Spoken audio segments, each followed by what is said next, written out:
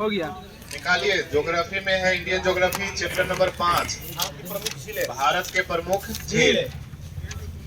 यहाँ से खींचेंगे 6 बजे तक, जितना खींचा है जहाँ तक जाए सबको याद करके चलिए।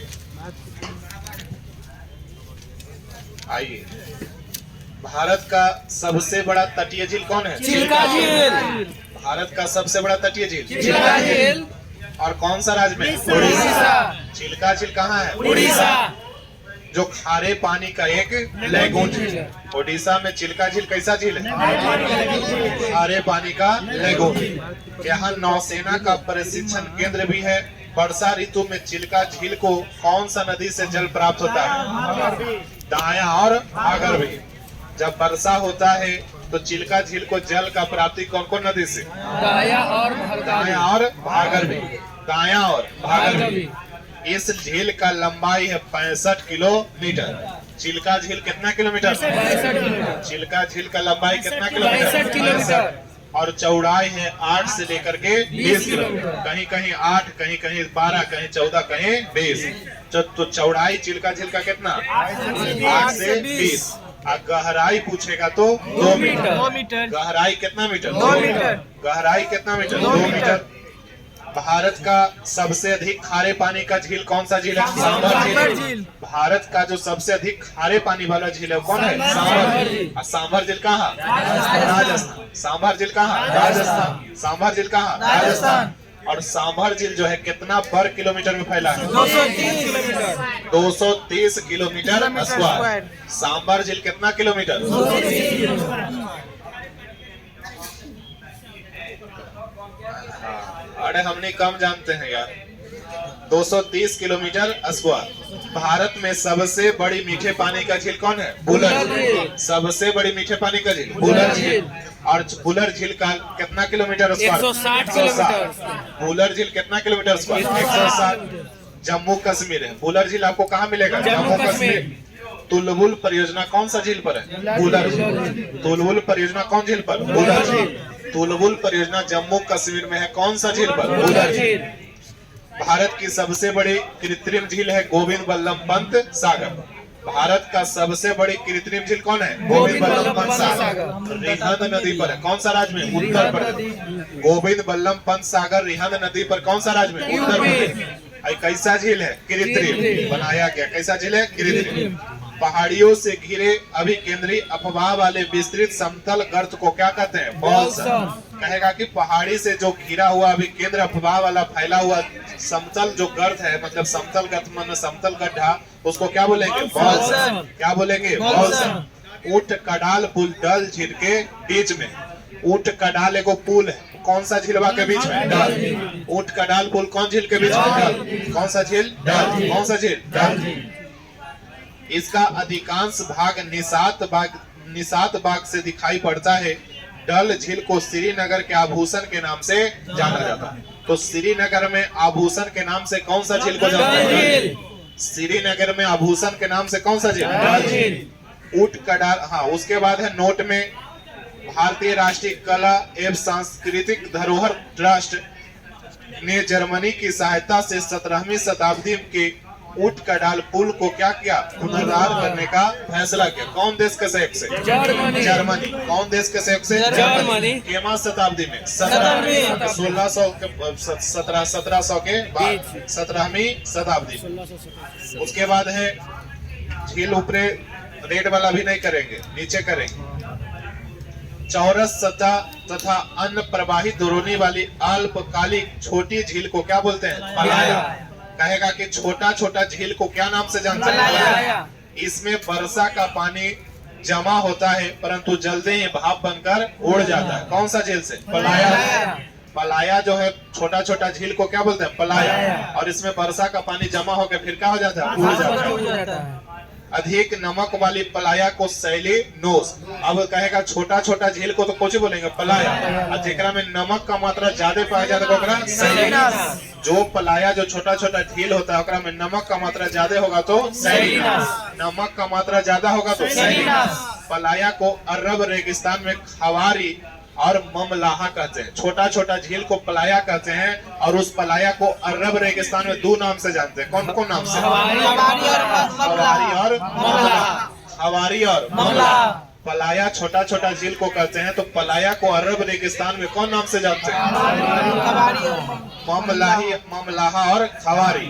ममलाहा और खवारी। और सहारा मरुस्थल में कौन नाम से? सीट। छोटा छोटा झील को पलाया कहते हैं, तो सहारा मरुस्थल में कौन नाम से? सीट। सहारा मरुस्थल सीट। सहारा मरुस्थल सीट। सहारा मरुस्थल सीट। उसके बाद है सांभर और डिंडवाना थार मरुस्थल के पूर्वी सिरे पर खारे पानी का झील है। तो कहेगा थार मरुस्थल के पूर्वी छोर पर कौन सा झील आपको देखना? सांभर झील और डिंडवाना। कौन सा राज्य में?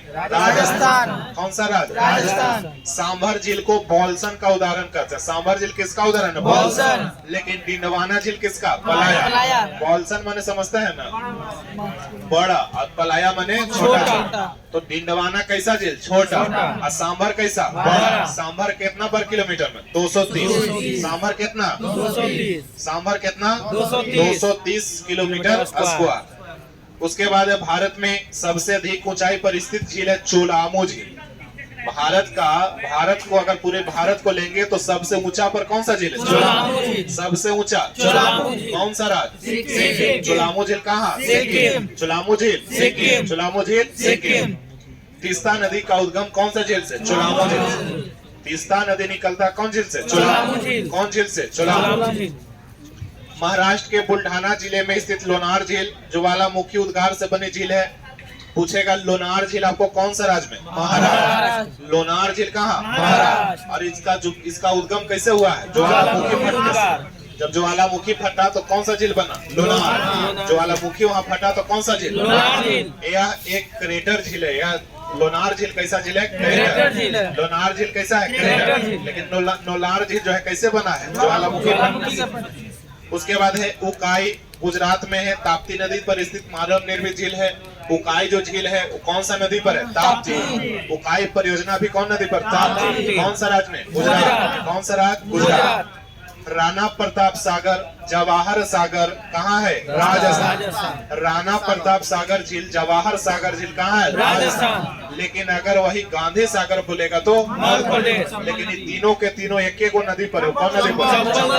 तो कहेगा कि राणा प्रताप सागर झील, राणा प्रताप सागर झील, जवाहर सागर झील और गांधी सागर झील कौन सा नदी पर? चंबल नदी। राणा प्रताप, जवाहर सागर, गांधी सागर कौन सा नदी पर? चंबल नदी। तो राणा प्रताप और जवाहर सागर कौन सा राज्य में? राजस्थान में। राणा प्रताप जवाहर सागर कौन सा राज्य? राजस्थान। कौन सा राज्य? राजस्थान। कौन सा राज्य? राजस्थान। और गांधी सागर कौन सा राज्य? मध्य प्रदेश। गांधी जी कहाँ? मध्य प्रदेश। गांधी जी कहाँ रहेंगे? मध्य प्रदेश। लेकिन राणा जी कहाँ रहेंगे? राजस्थान। राजस्थान। जवाहर जी कहाँ रहेंगे? राजस्थान। याद रखिएगा, बड़ी बार कंफ्यूजन होगा। नागार्जुन सागर नालकोंडा जिला तेलंगाना तथा गुंटूर जिला आंध्र प्रदेश में कृष्णा नदी पर, निजाम सागर तेलंगाना मंजरा नदी पर और तुंगभद्रा कर्नाटक तुंगभद्रा नदी पर मानव निर्मित झील है। तो नागार्जुन सागर जो झील है वो कौन सा नदी पर? कृष्णा। नागार्जुन सागर कौन सा नदी पर? कृष्णा। और नागार्जुन सागर कौन सा नदी पर? कृष्णा। और निजाम सागर झील कौन सा नदी पर? निजाम सागर तुंगभद्रा तो नागार्जुन सागर कौन सा राज्य में? आंध्र प्रदेश। नागार्जुन सागर आंध्र प्रदेश। निजाम सागर तेलंगाना। निजाम सागर तेलंगाना। निजाम सागर तेलंगाना। तो निजाम सागर कौन सा नदी पर? मंजरा। निजाम सागर कौन नदी पर? मंजरा। तुंगभद्रा कौन सा राज्य में? तुंगभद्रा कौन सा राज्य? कर्नाटक। तुंगभद्रा कौन सा राज्य? कर्नाटक। तुंगभद्रा कौन सा राज्य? कर्नाटक। उसके बाद है लोकटक झील, आपको मणिपुर में है। लोकटक झील कहाँ है? मणिपुर। पूर्वोत्तर भारत में मीठे पानी की सबसे बड़ी झील कौन है? लोकटक झील। अगर पूर्वी भारत में जाएंगे तो सबसे बड़ा झील पूर्वी भारत का मीठे पानी का झील कौन है? लोकटक झील। कौन सा राज्य में? मणिपुर। इस झील में केबुल लामजाओ नामक तैरता हुआ एक राष्ट्रीय पार्क है। तो लोकटक झील में कौन सा पार्क आपको तैरता हुआ दिखेगा? केबुल लामजाओ। केबुल लामजाओ। उसके बाद है हुसैन सागर झील, हैदराबाद और सिकंदराबाद के बीच में। तो हैदराबाद और सिकंदराबाद के बीच में आपको कौन सा झील मिलेगा? हुसैन सागर झील। हैदराबाद और सिकंदराबाद के बीच में कौन सा झील? हुसैन सागर झील। पश्चिमी तट पर स्थित वेम्बनाड झील आपको केरल में देखने को मिलेगा। तो वेम्बनाड झील कहाँ? केरल। वेम्बनाड झील केरल। वेम्बनाड केरल। एक लैगून झील है। वेम्बनाड झील कैसा झील? लैगून झील है। इसी झील में बेलीगंटन द्वीप है। तो बेलीगंटन जो द्वीप है आपका कौन सा झील? वेम्बनाड। बेलीगंटन द्वीप कौन सा? वेम्बनाड। बेलीगंटन द्वीप वेम्बनाड, जहाँ पर राष्ट्रीय नौकायन प्रतियोगिता होती है। नौकायन माने समझते हैं? नाव वाला प्रतियोगिता होती है। भारत का सबसे छोटा राष्ट्रीय राजमार्ग NH-47A कौन सा द्वीप पर है? बेलीगंटन द्वीप। कौन सा द्वीप? कौन सा द्वीप? बेलीगंटन। कौन सा द्वीप? बेलीगंटन द्वीप। पूर्वी तट पर स्थित पुलिकट झील भारत की दूसरी सबसे बड़ी लैगून झील है। तो भारत का दूसरा सबसे बड़ी लैगून झील कौन है? पुलिकट। अब पहला कौन था? पुलिकट झील भारत की दूसरी सबसे बड़ी लैगून झील है। इसका 84% भाग आंध्र प्रदेश और 16% भाग कहाँ पड़ता है? तमिलनाडु। तो पुलिकट का 84% भाग कहाँ, कौन राज्य में? आंध्र प्रदेश। और 14% हिस्सा कहाँ है? तमिलनाडु। 14% तमिलनाडु। इसलिए पहले कौन मारिएगा? आंध्र प्रदेश, उसके बाद तमिलनाडु। ऑप्शन में दोनों रहेगा तो पहले कौन मारिएगा? आंध्र प्रदेश। बैरियर टापू जिसका नाम श्रीहरिकोटा है। बैरियर टापू का नाम क्या है? श्रीहरिकोटा। इसे बंगाल की खाड़ी से अलग करता है। और श्रीहरिकोटा द्वीप जो है, श्रीहरिकोटा द्वीप पर जो है सतीश धवन उपग्रह प्रक्षेपण केंद्र है। उसके बाद है पुलिकट झील के जल का मुख्य स्रोत है अरानी नदी, कालंजी नदी और सुवर्णमुखी नदी। पुलिकट झील कहाँ है? आंध्र प्रदेश और तमिलनाडु। पुलिकट झील कहाँ है? आंध्र प्रदेश और आंध्र प्रदेश और तमिलनाडु। आंध्र प्रदेश और तमिलनाडु। डाउन कर दो थोड़ा सा। पुलिकट झील कहाँ है? आंध्र प्रदेश और तमिलनाडु। आंध्र प्रदेश और तमिलनाडु। तो पुलिकट झील जो है उसको जल कहाँ कहाँ कौन कौन नदी से मिलता है? अरानी, कलांजी और सुवर्णमुखी। पुलिकट झील को जल कौन कौन नदी देगा? अरानी, कलंजी और सुवर्णमुखी। अरानी, कलंजी और सुवर्णमुखी। अरानी, कलंजी और सुवर्णमुखी। उसके बाद है बंकिंघम नहर। इतना बताइएगा, बंद कीजिए बुक, बताइएगा।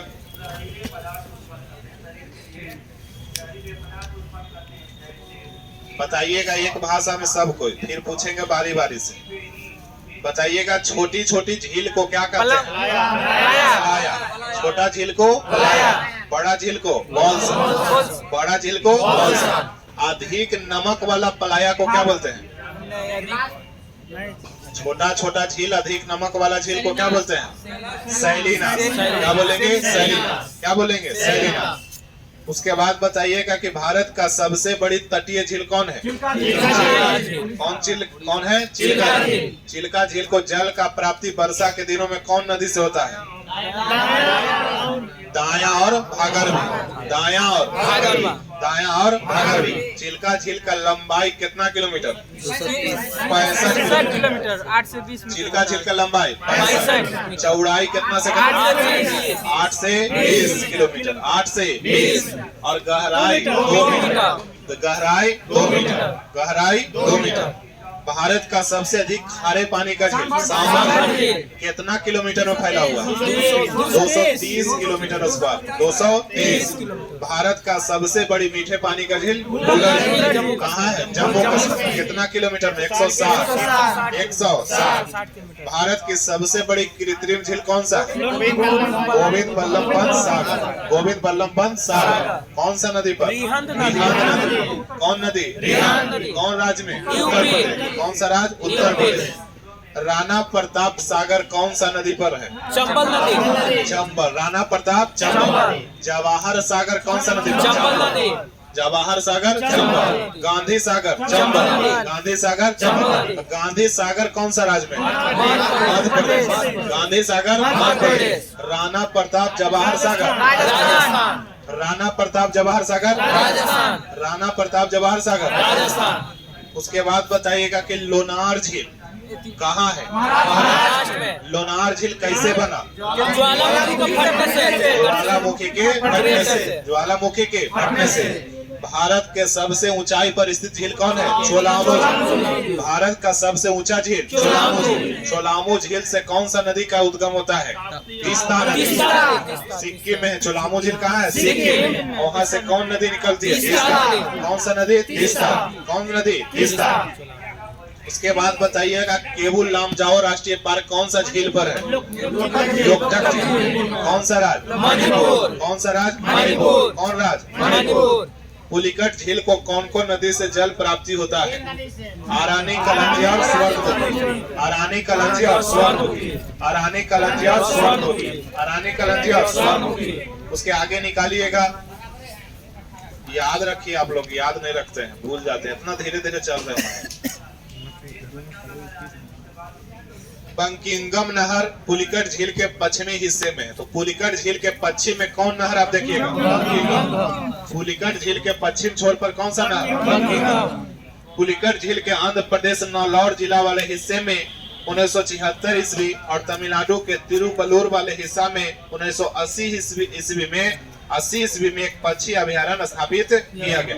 तो आंध्र प्रदेश में कहिया पक्षी अभयारण्य? 76। तमिलनाडु में 80। कौन झील पर? पुलिकट। कौन झील? पुलिकट। एशिया की सबसे बड़ी मीठे पानी का झील गोखुर झील, जिसको कांवर झील भी बोलते हैं। बिहार में कहाँ है? बेगूसराय। कांवर झील आपको बिहार के कहाँ मिलेगा? बेगूसराय। और इसको जल का प्राप्ति मिलता है बूढ़ी गंडक। कांवर ताल झील को जल का प्राप्ति किसे मिलता है? बूढ़ी गंडक। इसको गोखुर झील भी बोलते हैं और कांवर झील भी कहते हैं। कहाँ है? बेगूसराय। उसके बाद रेड में आइएगा। रेड में झील को आप देखेंगे, कोई नहीं बात करी।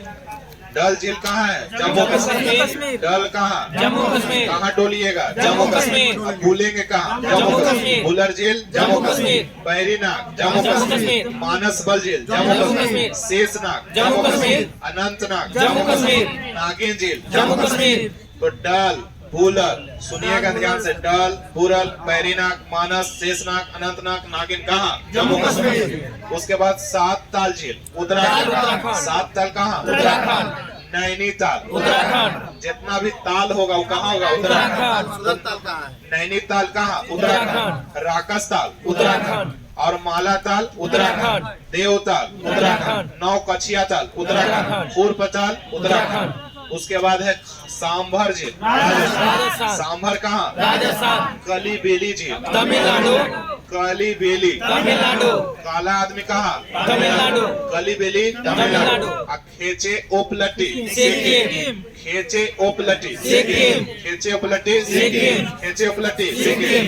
राजसम्मद झील राजस्थान। राजसम्मद कहाँ? राजस्थान। राजसम्मद राजस्थान। राजसम्मद राजस्थान। पिछुआ जाएंगे, पिछौला झील पिछौला झील राजस्थान। लुनकर नसर झील राजस्थान। लुनकर नसर झील राजस्थान। जयसम्मद झील राजस्थान। जयसम्मद राजस्थान। फतेह सागर झील राजस्थान। फतेह सागर राजस्थान। फतेह सागर राजस्थान। डिंडवाना राजस्थान। डिंडवाना किसका उदाहरण है? डिंडवाना किसका उदाहरण है? पलाया का। छोटा झील का उदाहरण। डिंडवाना किसका उदाहरण? पलाया का। उसके बाद लोकटक झील कहाँ है? मणिपुर। लोकटक झील मणिपुर। लोकटक झील मणिपुर। और पुलिकट झील आंध्र प्रदेश तमिलनाडु।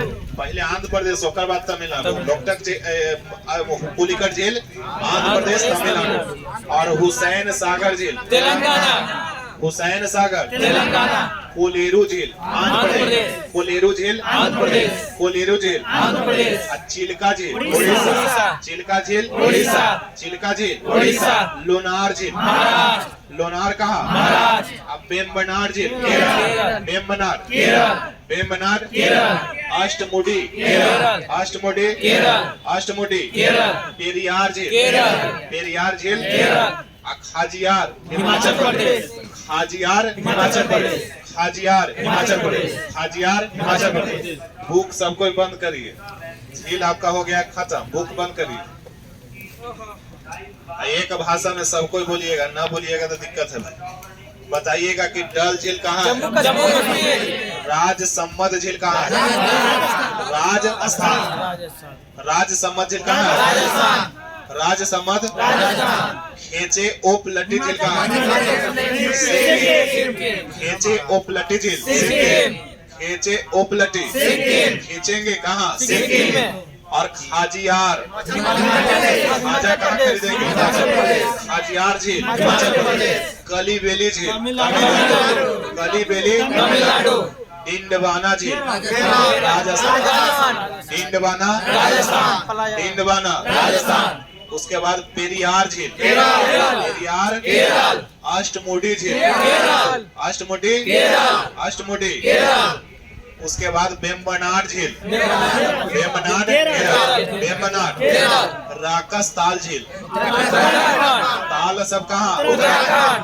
राकस ताल झील उत्तराखंड। उसके बाद नौ कछिया ताल उत्तराखंड में। सब कोई बोलिएगा, पूर्वी पश्चिमी दक्षिणी उत्तरी सब कोई टोला बोलिएगा। नौ कछिया ताल उत्तराखंड। पूर्व ताल उत्तराखंड।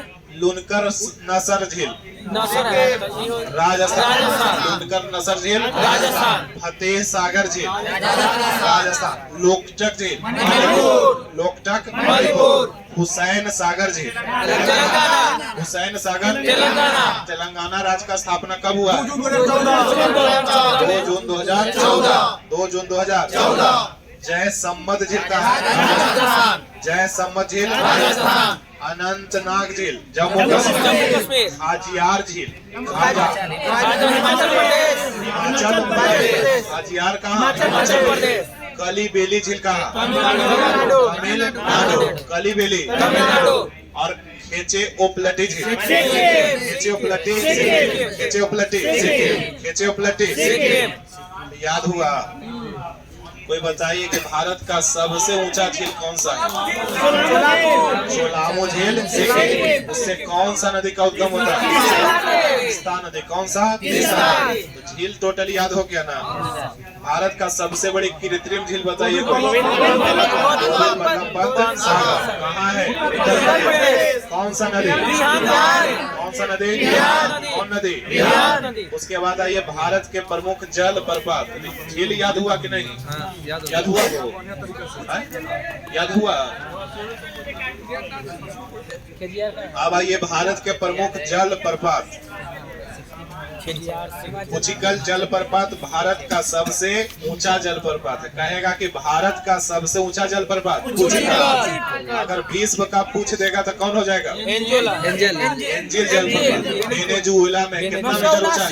979। विश्व का सबसे ऊंचा जलप्रपात कौन है? एंजिल। सबसे ऊंचा एंजिल कौन सा देश में? वेनेजुएला। कहाँ है? वेनेजुएला। कितना मीटर ऊंचा? 979। भारत का सबसे ऊंचा जलप्रपात कुचिकल कौन सा नदी पर है? कौन सा नदी? कौन सा राज्य में? कर्नाटक। कौन सा राज्य? कर्नाटक। कितना मीटर ऊंचा? 455। कितना मीटर ऊंचा? 455। कुचिकल जलप्रपात भारत की सबसे ऊंचा जलप्रपात है। यह कर्नाटक में बराही नदी के तट पर स्थित है। कुचिकल नदी कर्नाटक राज्य में कौन नदी पर है? बराही। दूसरा जलप्रपात है बरेही पानी। दूसरा नंबर का जलप्रपात बड़ा कौन है? बरेही पानी। और तीसरा नाम का है नोह काली गई। तीसरा ऊंचा जलप्रपात नोह काली गई। तो दूसरा कौन है? बरेही पानी। तीसरा कौन है? नोह काली गई। तो बरेही पानी है ओडिशा में। बरेही पानी उड़ीसा। बरेही पानी उड़ीसा। बरेही पानी उड़ीसा। पानी बहाएंगे कहाँ? उड़ीसा। और नोह काली गई नोह कहाँ काला करेंगे? मेघालय। नोह काला करेंगे? मेघालय।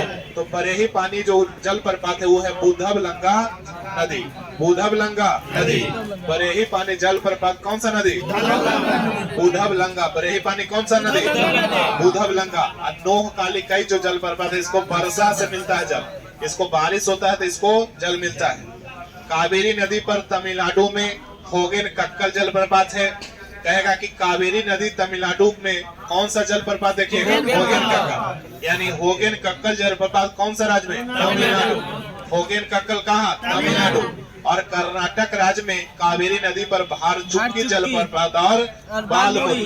तो भार चुक्की माने भार कहाँ देंगे और भार देके बाल कहाँ काटेंगे? कर्नाटक। भार चुक्की और बालमुरी कहाँ? कर्नाटक। बाहर चुकी बालमुरी कर्नाटक, बाहर चुकी बालमुरी कर्नाटक। अब होगेन का कल कहाँ? तमिलनाडु। सब कोई बोलिए, नहीं बोल रहे, नहीं याद हो रहा तो बोलिए। होगेन का कल कौन सा राज्य? तमिलनाडु। बोलना है थोड़ा। होगेन का कल कहाँ? तमिलनाडु। बाहर चुकी कहाँ? कर्नाटक। बाहर कहाँ मिलेगा? कर्नाटक। बाहर चुकी कर्नाटक। अब बाल मोरी कहाँ? कर्नाटक। कौन नदी पर? कावेरी। कौन सा नदी? कावेरी। तो कोई बिना देख ले बताए कि बाहर चुकी कौन सा राज्य में? कावेरी नदी पे। और बाल मोरी कहाँ? कर्नाटक। होगेन का कल कहाँ? तमिलनाडु। लेकिन कौन नदी पर? कावेरी। कौन नदी? कावेरी। नोह कालिकई जलप्रपात मेघालय। नोह कालिकई बरेही पानी उड़ीसा। बरेही पानी उड़ीसा। बरेही पानी उड़ीसा। और कुचिकल कुचिकल कर्नाटक। उसके आगे आइएगा, चित्रकूट जलप्रपात भारत का सबसे चौड़ा जलप्रपात। अब कहेगा चौड़ाई में कौन सा जलप्रपात भारत का बड़ा?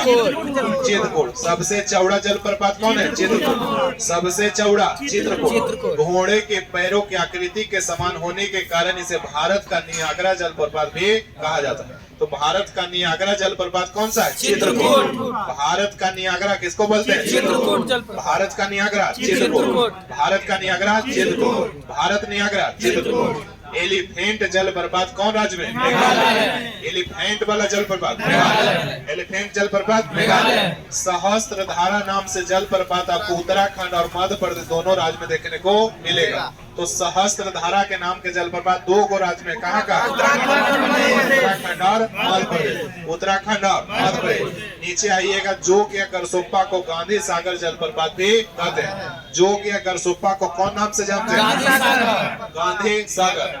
जोग या करसोप्पा जलप्रपात को कौन नाम से? गांधी सागर। कौन सा नाम से? गांधी सागर। अब याद करना है जलप्रपात कौन राज्य में है, कौन सा नदी है, याद करना है। तो पहले राज्य देखेंगे, फिर नदी देखेंगे, सबको याद करना है। कुचिकल कहाँ है? कर्नाटक। कुचिकल कर्नाटक। बरेही पानी उड़ीसा। बरेही पानी उड़ीसा। बरेही पानी उड़ीसा। नोह कालिकई नोह कालिकई दूध सागर गोवा। दूध सागर गोवा। दूध वाला सागर गोवा। जोग या करसोप्पा कर्नाटक। जोग करसोप्पा कर्नाटक। जोग या करसोप्पा कर्नाटक। एन्ना जलप्रपात मध्य प्रदेश। एन्ना मध्य प्रदेश। एन्ना मध्य प्रदेश। एन्ना मध्य प्रदेश। एन्ना मध्य प्रदेश। शिव समुद्रम कर्नाटक। शिव समुद्रम कर्नाटक। शिव समुद्रम कर्नाटक। शिव समुद्रम कर्नाटक। तो इतना बताइएगा पन्ना उलट के, राज खाली बताइएगा भी। कुचिकल कुचिकल बरेही पानी उड़ीसा। बरेही पानी उड़ीसा। बरेही पानी उड़ीसा। नोह कालिकई नोह कालिकई नोह कालिकई। दूध सागर दूध सागर दूध सागर। जोग या करसोप्पा कर्नाटक। जोग करसोप्पा कर्नाटक। जोग करसोप्पा कर्नाटक। जोग करसोप्पा कर्नाटक। एन्ना जलप्रपात मध्य प्रदेश। एन्ना जलप्रपात मध्य प्रदेश। एन्ना मध्य प्रदेश। एन्ना मध्य प्रदेश। शिव समुद्रम शिव समुद्रम कर्नाटक। शिव समुद्रम कर्नाटक। शिव समुद्रम कर्नाटक। उसके बाद गोकाक, आगे से आइएगा, गोकाक जलप्रपात कर्नाटक। गोकाक कहाँ? कर्नाटक। गोकाक कर्नाटक। पायकारा तमिलनाडु। पायकारा तमिलनाडु। पायकारा तमिलनाडु। चुलिया राजस्थान। चुलिया जलप्रपात राजस्थान। चुलिया जलप्रपात राजस्थान। चुलिया राजस्थान। पुनासा राजस्थान। पुनासा राजस्थान। पुनासा राजस्थान। बिहार राजस्थान। बिहार जलप्रपात राजस्थान। बिहार जलप्रपात राजस्थान। धुआंधार मध्य प्रदेश। धुआंधार मध्य प्रदेश। धुआंधार मध्य प्रदेश। हुंडरू झारखंड। हुंडरू झारखंड। हुंडरू झारखंड। और चित्रकूट छत्तीसगढ़। चित्रकूट छत्तीसगढ़। चित्रकूट छत्तीसगढ़। चित्रकूट छत्तीसगढ़। चित्रकूट छत्तीसगढ़। बिना देख ले बताइएगा, बंद करिए बुक, खाली राज बोलिएगा। नदी नहीं दिखाए, अभी नदी देखेंगे। कुचिकल जलप्रपात बिना देख के ही बोलना है बरजेस। एक भाषा में सब बोलिएगा, नहीं बोल पाइएगा तो दोबारा में जब बुलाएंगे तो बोलिएगा। कुचिकल कहाँ? बरेही पानी उड़ीसा। उड़ीसा होगा। बरेही पानी बरेही पानी। नोह कालिकई नोह कालिकई। दूध सागर गोवा। दूध सागर दूध सागर जो क्या कर सोपा जो कर सोपा कर्नाटक जो कर सोपा जो कर सोपा जो कर सोपा एन्ना जलप्रपात मध्य प्रदेश एन्ना कहाँ एन्ना जलप्रपात शिव समुद्र शिव समुद्र शिव समुद्र गोकाक गोकाक गोकाक पायकारा पायकारा पायकारा चुलिया चुलिया चुलिया पुनासा पुनासा पुनासा बिहार बिहार बिहार धुआंधार धुआंधार धुआंधार मध्य प्रदेश उंडरो जलप्रपात उंडरो उंडरो चित्रकूट जलप्रपात चित्रकूट छत्तीसगढ़ चित्रकूट चित्रकूट चित्रकूट जलप्रपात छत्तीसगढ़। बुक खोलिएगा, अब नदी को देखिएगा। कहेगा कि कुचिकल जलप्रपात कौन सा नदी?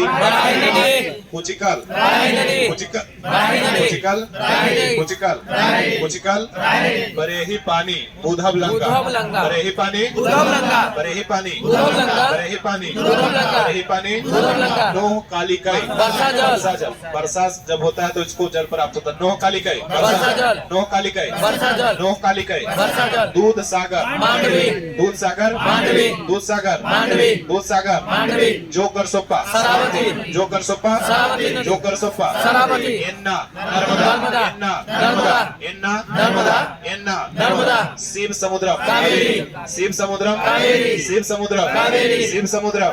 बंद करिए। कुचिकल भाषा में सबको बोलिएगा। कुचिकल कुचिकल बरेही पानी उधव लंका बरेही पानी बरेही पानी नोह कालिकई नोह कालिकई नोह कालिकई दूध सागर दूध सागर दूध सागर जोकर सोपा जोकर सोपा जोकर सोपा जोकर सोपा एन्ना एन्ना नर्मदा एन्ना नर्मदा एन्ना नर्मदा शिव समुद्र शिव समुद्र शिव समुद्र शिव समुद्र। इसके आगे निकालिएगा। गोकाक फिर कौन नदी पर है? तो घाट प्रभा गोकाक जल प्रभा गोकाक गोकाक गोकाक पायकारा पायकारा पायकारा पायकारा चुलिया चंबल चुलिया चुलिया चुलिया पुनासा चुलिया चंबल चुलिया और पुनासा चंबल चुलिया पुनासा चंबल। बिहार जल प्रभा बिहार बिहार बिहार बिहार धुआंधार नर्मदा धुआंधार नर्मदा धुआंधार नर्मदा धुआंधार नर्मदा धुआंधार नर्मदा हुंडरू हुंडरू हुंडरू हुंडरू चित्रकूट चित्रकूट चित्रकूट। बुक बंद करिए। बताइएगा गोकाक जलप्रपात कौन सा नदी? घाट प्रभा गोकाक कहाँ गोकाक कहाँ? पायकारा नीलगिरी क्षेत्र पायकारा पायकारा चुलिया चुलिया पुनासा चुलिया पुनासा चुलिया पुनासा। बिहार जलप्रपात बिहार बिहार धुआंधार नर्मदा धुआंधार नर्मदा धुआंधार नर्मदा उंडरू उंडरू चित्रकूट चित्रकूट चित्रकूट चित्रकूट। सब याद हो गया। जोकर सोपा को कौन नाम से जानते हैं? गांधी सागर जलप्रपात जलप्रपात हो गया। अब आइए जलवायु। भारत की जलवायु कैसा है?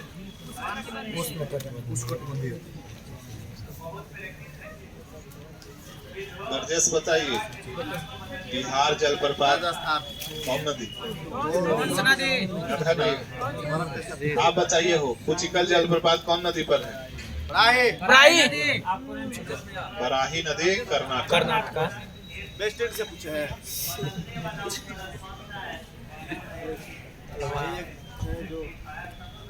एंग्लो इंडियन में मनोनीत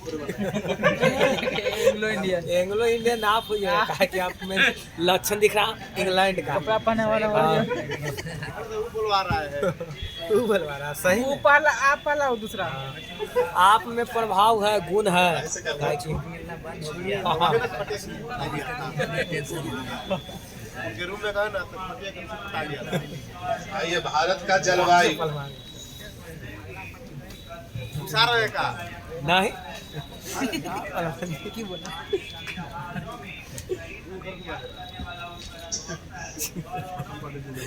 भारत की जलवायु मौसम एवं जलवायु। मौसम वायुमंडल की क्षणिक अवस्था है, जबकि जलवायु तात्पर्य अपेक्षाकृत लंबे समय की मौसमी दशाओं के औसत से होता है। मौसम जल्दी जल्दी बदलेगा, जैसे कि एक दिन या एक सप्ताह में मौसम क्या होता है, बदल जाता है। परंतु जलवायु बदलाव 50 अथवा इससे अधिक वर्षों में आता है। भारत का जो जलवायु है उष्ण कटिबंधीय मानसूनी। बड़ी बार पूछता है भारत का जलवायु कैसा है, उष्णकटिबंधीय मानसूनी। उष्ण कटिबंधीय मानसूनी। भारत का जलवायु कैसा है, उष्ण कटिबंधीय मानसूनी जलवायु है। मानसून से अभिप्राय ऐसी जलवायु से है जिसमें ऋतु के अनुसार पवनों का दिशा में उत्क्रमण हो जाता है। भारत के जलवायु को प्रभावित करने वाले कारक को देखेंगे। भारत के जलवायु को नियंत्रित करने के लिए कारक को मोटे तौर पर 2 वर्गों में बांटा जा सकता है। पहला है स्थिति और ऊंचावच संबंधी कारक और दूसरा है वायुदाब एवं पवन संबंधी कारक। पहला स्थिति तथा ऊंचावच संबंधी कारक को देखेंगे। जैसे अक्षांश है, कर्क रेखा पूर्व पश्चिम दिशा में देश के मध्य भाग से गुजरती है। कर्क रेखा जो है भारत के पूर्व पश्चिम दिशा में देश के भारत के बीचों बीच भाग से गुजरती है। इस प्रकार भारत के उत्तरी भाग शीतोष्ण कटिबंध और कर्क रेखा के दक्षिणी भाग में उष्ण कटिबंध। तो कर्क रेखा के उत्तरी भाग में कैसा कटिबंध, शीतोष्ण। कर्क के उत्तरी में शीतोष्ण और दक्षिणी में उष्ण। दक्षिणी में उष्ण कटिबंध भूमध्य रेखा के निकट होने के कारण सारा साल ऊंचे तापमान तथा कम दैनिक और वार्षिक तापांतर का अनुभव करता है। कर्क रेखा के उत्तर में स्थित भाग यानी शीतोष्ण कटिबंध भूमध्य रेखा से दूर होने के कारण उच्च दैनिक और वार्षिक तापांतर के साथ विषम जलवायु पाया जाता है। उसके बाद हिमालय पर्वत, यह अपनी सभी विस्तारों के साथ एक प्रभावित जलवायु विभाजक की भूमिका निभाता है। यह बूढ़ी या ठंडी उत्तरी पवन से सुरक्षा प्रदान करता है। जमा देने वाली ये ठंडी पवनें उत्तरी ध्रुव रेखा के निकट पैदा होता है। मैंने एकदम हल्का एकदम पूरा ठंडा हवा कहाँ पैदा होगा, तो उत्तरी ध्रुव के निकट। मध्य तथा पूर्वी एशिया में आर पार बहती है। इस प्रकार हिमालय पर्वत मानसून पवनों को रोककर उप महाद्वीप में वर्षा के कारण बनता है। हिमालय पर्वत जो है मानसून पवन को रोकता है और उसे कहाँ वर्षा होता है, उप महाद्वीप में वर्षा। उसके बाद है समुद्र तल से ऊंचाई। ऊंचाई के साथ तापमान क्या होगा, घटेगा। जैसे जैसे आप ऊपर जाइएगा तो तापमान क्या होगा, घटेगा। विरल वायु के कारण पर्वतीय प्रदेश मैदानों की तुलना में अधिक ठंडा होता है। विरल जो हवा होता है पर्वतीय हवा के तुलना में क्या होता है, ठंडा। जैसे आगरा और दार्जिलिंग एक ही अक्षांश पर स्थित है। आगरा और जो दार्जिलिंग है वो एक अक्षांश पर है, लेकिन जनवरी में आगरा का तापमान 16 डिग्री सेल्सियस होता है, जबकि दार्जिलिंग का तापमान कितना होता है, जनवरी 4 डिग्री सेल्सियस। अक्षांश एक पर है, लेकिन आगरा और दार्जिलिंग को अगर मिलाते हैं तो अक्षांश एक पर है, लेकिन जनवरी महीना में आगरा का कितना डिग्री सेल्सियस, 16, लेकिन दार्जिलिंग जाइएगा तो कितना, 4 डिग्री सेल्सियस। ऊंचावच में देखेंगे भारत का भौतिक स्वरूप अथवा ऊंचावच तापमान वायुदाब पवनों की गति एवं दिशा तथा ढाल की मात्रा और वितरण को प्रभावित करता है। जैसे जून और जुलाई के बीच पश्चिमी घाट असम के पवनाभिमुखी ढाल अधिक वर्षा करते हैं, जबकि इसी दौरान पश्चिमी घाट के साथ लगा दक्षिणी पठार पवन विमुखी स्थिति के कारण कम वर्षा प्राप्त करता है। वायुदाब एवं पवनों से जुड़े कारक को दूसरा देखेंगे। भारत के स्थानीय जलवायु में पाई जाने वाली विविधता को निम्न तीन कारकों की क्रियाविधि के जानना आवश्यक है। पहला है वायुदाब और पवनों को धरातल पर वितरण, दूसरा है भूमंडलीय मौसम को नियंत्रित करने वाले कारकों और विभिन्न वायु के संहतियों जेट प्रभाव के अंतर्गत अंतर्वाह द्वारा उत्पन्न ऊपरी वायु संरचना, और तीसरा है शीतकाल में पश्चिमी विक्षोभों तथा दक्षिणी पश्चिम मानसून काल में उष्ण कटिबंधीय अवदाबों के भारत में अंतर्वहन के कारण उत्पन्न उष्मा के अनुकूल दशाएं। उपयुक्त तीनों कारकों का प्रभाव शीत एवं ग्रीष्म ऋतु में अलग अलग होता है। ये सब डिस्कशन था, देखना था, रिवीजन मारिएगा। अब है आपका शीत ऋतु में प्रभाव। शीत ऋतु में प्रभाव धरातलीय वायुदाब तथा पवने। शीत ऋतु में भारत का मौसम मध्य और पश्चिम एशिया में वायुदाब के वितरण से प्रभावित होता है। शीत ऋतु में भारत का जो मौसम है बीच में, और पश्चिम जो एशिया है वहाँ वायुदाब के वितरण से क्या होगा, प्रभावित। इस समय हिमालय के उत्तरी में तिब्बत पर उच्च वायुदाब केंद्र स्थापित हो जाता है। शीत ऋतु में जो है तिब्बत पर, हिमालय के उत्तर भाग में तिब्बत, वहाँ पर कैसा वायुदाब होता है, इस उच्च वायुदाब के केंद्र के दक्षिण में भारतीय उपमहाद्वीप की ओर निम्न स्तर पर धरातल के साथ पवनों का प्रवाह प्रारंभ हो जाता है। मध्य एशिया के उच्च वायुदाब केंद्र से बाहर की ओर चलने वाली धरातलीय पवनें भारत में शुष्क महाद्वीपीय पवनों के रूप में पहुंचती है। यह महाद्वीपीय पवनें उत्तर पश्चिमी भारत के व्यापारिक पवनों के संपर्क में आती है, लेकिन इस संपर्क के क्षेत्र स्थिति अस्थायी नहीं होती। कई बार इसकी स्थिति खिसक कर पूर्व के मध्य गंगा घाटी के ऊपर पहुंच जाती है। परिणाम स्वरूप मध्य गंगा घाटी तक संपूर्ण उत्तर पश्चिमी तथा उत्तरी भारत इन शुष्क उत्तर पश्चिमी पवनों के प्रभाव में आ जाता है। रिवीजन कर लेते हैं कर। जेट प्रभाव और ऊपरी वायु परिसंचरण। ऊपरी वायु संचरण के निर्माण में पृथ्वी के धरातल के निकट वायुमंडलीय दाब की भिन्नताओं की कोई भूमिका नहीं होती है। 9 से 13 किलोमीटर की ऊंचाई पर समस्त मध्य पश्चिमी एशिया पश्चिम से पूर्व बहने वाली पछुआ पवने को प्रभावाधीन होता है। यह पवने तिब्बत के पठार के समानांतर हिमालय के उत्तर में एशिया महाद्वीप पर चलती है, जिसको कहते हैं जेट प्रभाव। वो क्या बोलेंगे, जेट प्रभाव। तिब्बत उच्च भूमि इन जेट प्रभावों के मार्ग में अवरोधक का काम करती है। तिब्बत का जो ऊंचा भूमि होता है इन जेट प्रभावों में क्या करता है, मार्ग में अवरोध पैदा करता है, जिसके कारण परिणाम स्वरूप जेट प्रभाव 2 भाग में बंट जाता है। इसकी एक शाखा तिब्बत के पठार के उत्तरी में बहती है। जेट प्रभाव के दक्षिणी शाखा हिमालय के दक्षिण में पूर्व की ओर बहती है। इस दक्षिणी शाखा की औसत स्थिति फरवरी में लगभग कितना डिग्री उत्तरी होती है, 25 डिग्री उत्तरी अक्षांश रेखा ऊपर होती है, और इसका दाब स्तर 200 से 300 मिलीबार होता है। जेट प्रभाव की यही दक्षिणी शाखा भारत में जाड़े के मौसम पर महत्वपूर्ण प्रभाव डालता है। उसके बाद है पश्चिमी चक्रवातीय विक्षोभ, उष्ण कटिबंधीय चक्रवात। पश्चिमी विक्षोभ जो भारतीय उपमहाद्वीप में जाड़े के मौसम में पश्चिमी तथा उत्तर पश्चिम में प्रवेश करती है, भूमध्य सागर पर उत्पन्न होती है। भारत में इनका प्रवेश पश्चिमी जेट प्रभाव द्वारा होता है। पश्चिमी चक्रवातीय का जो प्रभाव होता प्रवेश होता है भारत में, कौन सा जेट प्रभाव से, पश्चिमी। शीतकाल में रात्रि के तापमान में वृद्धि इन विक्षोभों के आने का पूर्व संकेत माना जाता है। उष्ण कटिबंधीय चक्रवात बंगाल की खाड़ी और हिंद महासागर में उत्पन्न होता है। उष्ण कटिबंधीय चक्रवात जो है कहाँ कहाँ आता है, बंगाल की खाड़ी और हिंद महासागर। इन उष्ण कटिबंधीय चक्रवातों से तेज गति की हवाएं चलती है और भारी बारिशें होती हैं। यह चक्रवात तमिलनाडु में आएगा, आंध्र प्रदेश और ओडिशा के तटीय मन समुद्र के किनारे टकराते हैं। यह चक्रवात अत्यंत ही विनाशकारी होता है।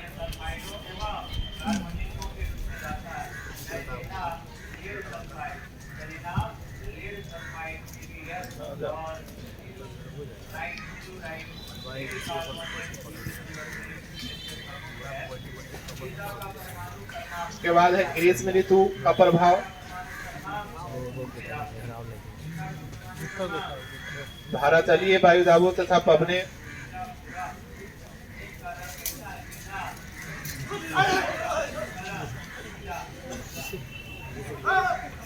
सोलह 100 मीटर का टाइमिंग लगा। पढ़िए मानसूनी पवन तक अपने से सब पढ़िए। अपने से पढ़ना रहता तो रूम में पढ़ रहे थे। जाइए पढ़िए।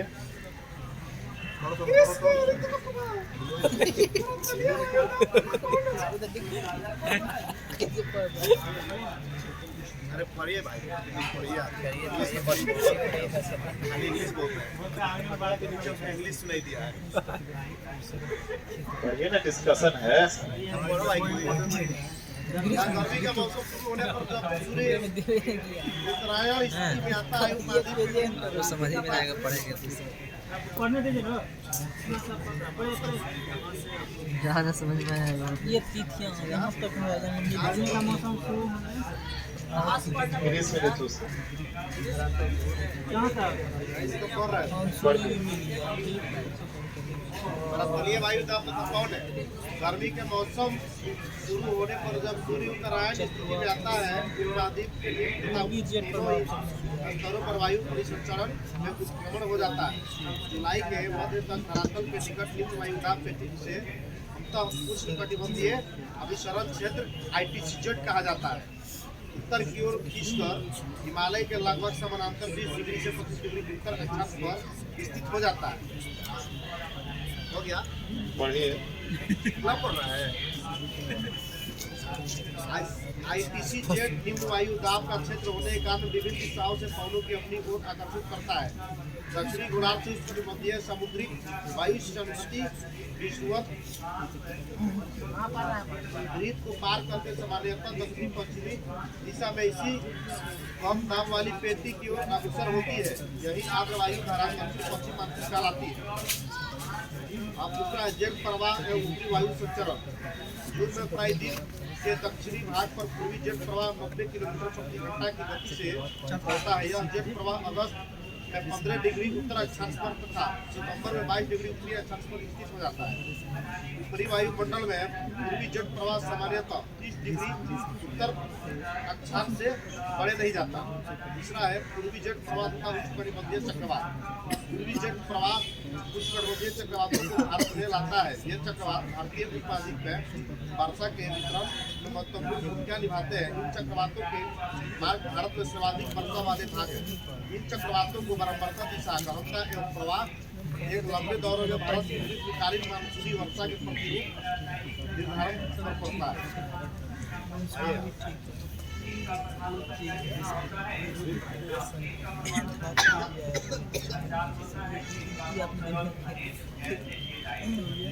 अच्छा पढ़ा के दिले ना। जेम्स ने दिया है BPSC का। कौन है जिलेबी समोसा खा रहा है?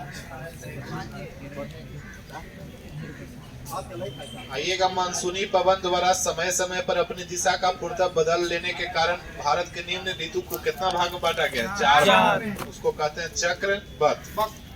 तो पहला है शीत ऋतु, दूसरा है ग्रीष्म ऋतु, और तीसरा है वर्षा ऋतु, और चौथा है शरद ऋतु। तो शीत ऋतु का काल कब से कब तक? 15 दिसंबर से 15 मार्च तक रहेगा शीत ऋतु।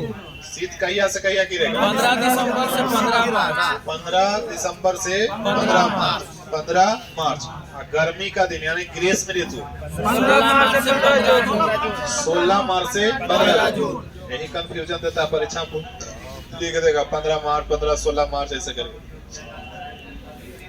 तो ग्रीष्म ऋतु कब से कब तक? 16 मार्च से 15 जून। 16 मार्च से 15 जून। और वर्षा होगा 16 जून से लेकर 15 सितंबर। वर्षा ऋतु 16 जून से 15 सितंबर। वर्षा ऋतु 16 जून से 15 सितंबर। और शरद ऋतु कब से कब तक? 14 सितंबर से 16 सितंबर से 14 दिसंबर। 16 से 14 कौन ऋतु? शरद। 16 सितंबर से 14 दिसंबर कौन सा ऋतु? शरद। कौन ऋतु? शरद। बताइएगा बिना देख ले। वर्षा ऋतु कब से कब तक? 16 जून से मार्च का होगा, सितंबर होगा। पूरे साले निपटा दिया। 16 जून से 15 सितंबर। वर्षा कब से कब तक? 16 जून से 15 सितंबर। 16 जून से 15 सितंबर। और गर्मी दिन कब से कब तक? ग्रीष्म ऋतु 16 मार्च से 15 जून। और शीत ऋतु कब से कब तक? शीत ऋतु 15 दिसंबर से 15 दिसंबर से 15 दिसंबर के आप शीत में ब्याह करिएगा, फिर कहिया तक रहिएगा? 15 मार्च के बाद जो है कौची आ जाएगा? 16 मार्च से 15 जून तक कौची? गर्मी। 16 मार्च से 15 जून गर्मी। 16 जून से 15 सितंबर तक वर्षा। 16 जून से 15 सितंबर वर्षा। और शरद 16 सितंबर से 14 दिसंबर। 16 सितंबर से 14 दिसंबर शरद। 16 सितंबर से 14 दिसंबर शरद। नोट में है, बड़ी बार पूछता है। यह तिथियां एक समान सीमा रेखा को तय करती है। मानसून पवनों के आगमन तथा प्रत्यावर्तन के होने वाले विलंब को इनको पर्याप्त रूप से प्रभावित करता है। उत्तरी भारत के मैदानी भाग में शीत ऋतु में अगर वर्षा होता है, मान लीजिए हम लोग उत्तरी भारत में, उत्तर प्रदेश सब उत्तरी भारत में आता है, तो यहाँ अगर शीत के दिन अभी वर्तमान में अगर वर्षा होगा तो किसके कारण होगा? पश्चिमी विक्षोभ या जेट स्ट्रीम। पश्चिमी विक्षोभ या उत्तरी भारत में अगर शीत ऋतु में वर्षा होता है, माने 15 दिसंबर से लेकर के 15 मार्च के बीच में वर्षा होता है, तो किसके कारण होगा? पश्चिमी विक्षोभ या जेट स्ट्रीम। पश्चिमी विक्षोभ या जेट स्ट्रीम। पश्चिमी विक्षोभ या जेट स्ट्रीम। यही वर्षावा को राजस्थान में क्या बोलेंगे? माहवार। ज्येष्ठ स्ट्रीम वर्षा या पश्चिमी विक्षोभ के कारण जो उत्तरी भारत में वर्षा होगा शीत ऋतु में, एकरा कौन नाम से राजस्थान में बोलेंगे? माहवार। राजस्थान में कौन नाम से? माहवार। राजस्थान में कौन नाम से? माहवार। उसके बाद है गर्मी के दिन में, ग्रीष्म ऋतु में। ग्रीष्म ऋतु में असम और पश्चिम बंगाल राज्यों में तीव्र हवा चलता है, मतलब तेजी से हवा चलता है, जिनसे गरज के साथ वर्षा हो जाती है। इन हवाओं को पूर्वी भारत में क्या बोलते हैं? नॉर्वेस्टर। ग्रीष्म ऋतु में तेजी से जो लू चलता है उसको पूर्वी भारत में कौन नाम से? नॉर्वेस्टर। अब बंगाल में बोलेगा गर्मी के दिन में लू जो चलता है बंगाल में क्या बोलेंगे? कर्नाटक में चेरी ब्लास्मिया कॉफी वर्षा। चेरी ब्लास्मिया कॉफी वर्षा। गर्मी ग्रीष्म ऋतु में जो तेजी से हवा चलेगा, तीव्र हवा चलेगा, उसको कर्नाटक में कौन नाम से जाएंगे? कौन नाम से? चेरी ब्लास्मिया कॉफी वर्षा। चेरी ब्लास्मिया कॉफी वर्षा। चेरी ब्लास्मिया कॉफी वर्षा जो कॉफी के कृषि के लिए लाभदायक होता है। आम के फसल के लिए लाभदायक होने के कारण इसे दक्षिण भारत में केरल में आम्र वर्षा कहते हैं। यानी जो गर्मी के दिनों में तेजी से हवा लू चलता है उसको केरल में क्या बोलेंगे? आम्र वर्षा। आम्र वर्षा। तो ग्रीष्म ऋतु में असम, पश्चिम बंगाल सब राज्यों में तीव्र हवा चलती है। तो पूर्वी भारत में ग्रीष्म ऋतु में हवा को क्या बोलेंगे? नॉर्वेस्टर।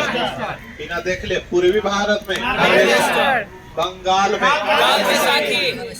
में कर्नाटक में चेरी ब्लास्मिया कॉफी वर्षा। कर्नाटक में चेरी ब्लास्मिया कॉफी वर्षा। केरल में कौन सा? आम्र वर्षा। केरल में आम्र वर्षा। केरल में आम्र वर्षा। उत्तर पश्चिम भारत के शुष्क भागों में ग्रीष्म ऋतु में चलने वाली गर्म और शुष्क हवाओं को क्या बोलते हैं? लू। कहेगा कि उत्तर भारत और उत्तर और पश्चिम भारत के शुष्क भाग, जहाँ ठंडा भाग होता है, वहाँ पे गर्मी के दिनों में हवा चलेगा या फिर शुष्क हवा चलेगा, उसको क्या बोलेंगे? लू। वर्षा ऋतु में उत्तर पश्चिमी भारत पाकिस्तान के उष्ण दाब का क्षेत्र बन जाता है। वर्षा ऋतु में उत्तर पश्चिमी भारत तथा पाकिस्तान में कैसा क्षेत्र बनता है? वर्षा जब ऋतु आएगा, बारिश वाला दिन आएगा, तो पाकिस्तान और पश्चिम भारत में कैसा क्षेत्र बन जाता है? उष्ण दाब का क्षेत्र, जिसे मानसून गर्त कहते हैं। तो मानसून गर्त का मतलब क्या समझे? कहेगा कि बारिश के दिन में, वर्षा ऋतु में पाकिस्तान क्षेत्र में और भारत के उत्तर पश्चिम क्षेत्र में उष्ण दाब बनता है, उसी को क्या बोलते हैं? मानसून गर्त। क्या बोलेंगे? मानसून गर्त। इसी समय उत्तरी अंतः उष्ण अभिसरण की उत्तर की ओर खिसकने लगती है, जिसके कारण विषुवतीय रेखीय पछुआ पवन एवं दक्षिणी गोलार्ध की दक्षिणी पूर्वी वाणिज्यिक पवन विषुवत रेखा को पार कर हेरेल का नियम अनुसरण करता है। विषुवत रेखा को पार करके किसका नियम? हेरेल का नियम। किसका नियम? हेरेल का। भारत में प्रवाहित होने लगती है, जिसे कहते हैं दक्षिण पश्चिम मानसून। दक्षिण पश्चिम मानसून। भारत का अधिकांश वर्षा लगभग 80% कौन सा मानसून से होता है? दक्षिण पश्चिम मानसून। भारत का जो सबसे ज्यादा वर्षा होता है 3 हिसाब 80% वो किससे होता है? दक्षिण पश्चिम मानसून। दक्षिण पश्चिम मानसून। भारत की प्रायद्वीपीय आकृति के कारण दक्षिण पश्चिम मानसून 2 शाखाओं में बंट जाता है। भारत का जो आकार है प्रायद्वीपीय, इसके कारण दक्षिण पश्चिम मानसून कितना भाग में? 2 भाग में। अरब सागर की शाखा और दूसरा है बंगाल की खाड़ी का शाखा। अरब सागर से उत्पन्न होने वाली मानसून पवनें 3 शाखा में बढ़ती है। अब अरब सागर से के शाखा में? 3 को। अरब सागर की एक शाखा को मानसून सबसे पहले भारत के केरल राज्य में जून के प्रथम सप्ताह में आता है। अरब सागर की एक शाखा मानसून के सबसे पहले भारत केरल राज्य में कौन सप्ताह में? जून के प्रथम सप्ताह में। यहाँ यह पश्चिमी घाट पर्वत से टकराकर केरल के तटों पर वर्षा करा देता है। तो केरल के तटों पर वर्षा कौन सा महीना का पहला सप्ताह? जून का पहला सप्ताह। कौन घाट से टकराएगा? पश्चिमी घाट। उसके बाद वर्षा करा देता है। इसी को कहते हैं मानसून प्रस्फोट। मानसून प्रस्फोट। अरब सागर की एक शाखा मानसून सबसे पहले भारत के कौन राज्य में आता है? केरल। और जून के प्रथम सप्ताह। और उसी को जो पश्चिमी घाट से टकरा के वर्षा वहां कराता है उसी को बोलते हैं मानसून प्रस्फोट। मानसून प्रस्फोट। अरब सागर से उठने वाले मानसून की दूसरी शाखा, पहला शाखा कहाँ उठा था? केरल में। पहला कहाँ? केरल में। कौन महीना में? जून। जून के पहला सप्ताह। तो कौची बोले? मानसून प्रस्फोट। अब अरब के दूसरा शाखा को देखेंगे। अरब से उठने वाली मानसून की दूसरी शाखा मुंबई के उत्तर में नर्मदा नदी और ताप्ती नदियों के घाटों से मध्य माने बीच से होकर भारत में दूर तक वर्षा कराती है। कौन नदी से उठता है? नर्मदा और ताप्ती। छोटा नागपुर पठार में इस शाखा से 15 सेंटीमीटर वर्षा होता है। कहेगा कि अरब सागर के दूसरा शाखा से छोटा नागपुर पठार जो रांची में उससे कितना सेंटीमीटर? 15 सेंटीमीटर। यहाँ यह गंगा के मैदानी भाग में प्रवेश कर जाती है और बंगाल की खाड़ी से आने वाली मानसून की शाखा से मिल जाती है। उसके बाद है अरब सागर मानसून की तीसरी शाखा। तो अरब सागर के पहली शाखा से वर्षा कहाँ हुआ? केरल। केरल में कौन सप्ताह में? जून के पहला सप्ताह। और उसी को मानसून प्रस्फोट।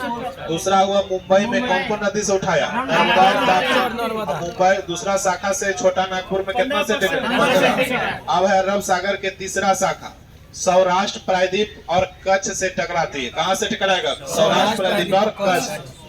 यहाँ से यह अरावली के साथ साथ पश्चिमी राजस्थान को लांघती है और बहुत ही कम वर्षा करती है, क्योंकि अरावली पर्वत इन मानसून हवाओं के समानांतर बढ़ती है, मतलब एकदम उसके समानांतर हो जाता है। पंजाब और हरियाणा में भी बंगाल की खाड़ी से आने वाली मानसून की शाखा मिल जाती है। ये दोनों शाखाएं एक दूसरे के सहारे परवलित होकर पश्चिमी हिमालय के विशेष रूप में धर्मशाला में वर्षा जाके करा देती है। धर्मशाला कहाँ पड़ता है? हिमाचल प्रदेश। उसके बाद है गारो खांसी जयंतिया। तो गारो खांसी जयंतिया याद है? सबसे पश्चिम में क्या मिलेगा?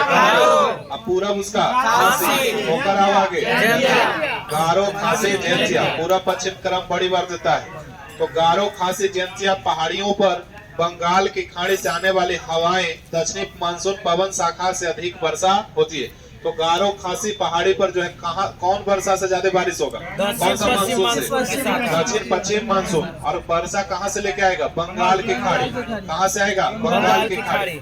जिसके कारण यहाँ स्थित मासीराम मेघालय विश्व का सर्वाधिक वर्षा प्राप्त स्थल है। पूछेगा कि विश्व में सबसे ज्यादा वर्षा कहाँ? मासीराम मेघालय। विश्व में चाहे एशिया महाद्वीप में कोई महाद्वीप में कुछ भी पूछेगा कहाँ हो जाएगा? मासीराम मेघालय। कितना सेंटीमीटर? 1141। मासीराम मेघालय में कितना सेंटीमीटर बारिश? 1141। 1141।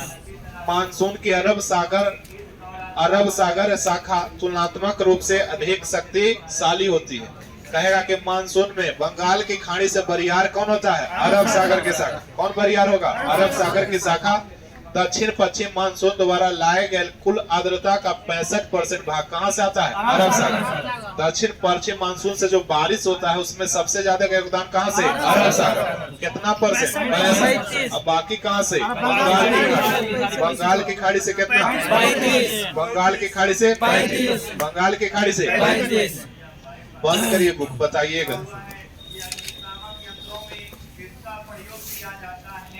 बताइएगा शीत ऋतु कब से कब तक? शीत ऋतु 15 दिसंबर से 15 मार्च। 15 दिसंबर से संतोष बोलिए, शीत ऋतु कब से कब तक? 15 दिसंबर से 15 मार्च। 15 दिसंबर से 15 मार्च। बिट्टू बताएगा ग्रीष्म ऋतु कब से कब तक? ग्रीष्म ऋतु 16 मार्च से 15 जून तक। 16 मार्च से 15 जून। आप बताइए वर्षा ऋतु कब से कब तक? 15 सितंबर। 16 जून से 15 सितंबर। तुम बताओ जी, शरद ऋतु कब से कब तक? 16 सितंबर 14 दिसंबर। 16 सितंबर से 16 सितंबर से 14 दिसंबर। ब्रजेश बताइए ग्रीष्म ऋतु में पूर्वी भारत में जो हवा चलता है तेजी से, ओकरा कौन नाम से जानते हैं? सोनू बताओ। नार्वेस्टर। क्या होगा? नार्वेस्टर। बंगाल में आप बताइए क्या होगा? काल बैसाखी। बंगाल में काल बैसाखी। बताइए कर्नाटक में? चेरी ब्लास्ट या कॉफी वर्ष? चेरी ब्लास्ट में कॉफी वर्ष। केरल में? केरल में आम वर्षा। केरल में आम वर्षा। केरल में क्या हो जाएगा? आम वर्षा। उसके बाद बताइएगा सबसे ज्यादा भारत में जो बारिश होता है कौन सा मानसून?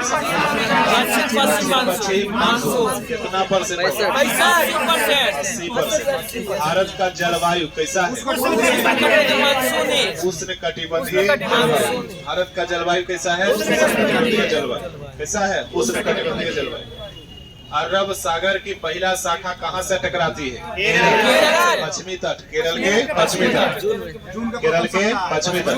जून के पहला शाखा। और दूसरा शाखा कहाँ से टकराती है? से। और तीसरा शाखा कच्छ के। तीसरा कच्छ से। गुजरात से। तीसरा कच्छ से। गारो खासी जयंतिया बंगाल की खाड़ी से सबसे ज्यादा बारिश यहाँ होता है। कौन सा मानसून से? दक्षिण पश्चिम मानसून। विश्व में सबसे ज्यादा वर्षा कहाँ होता है?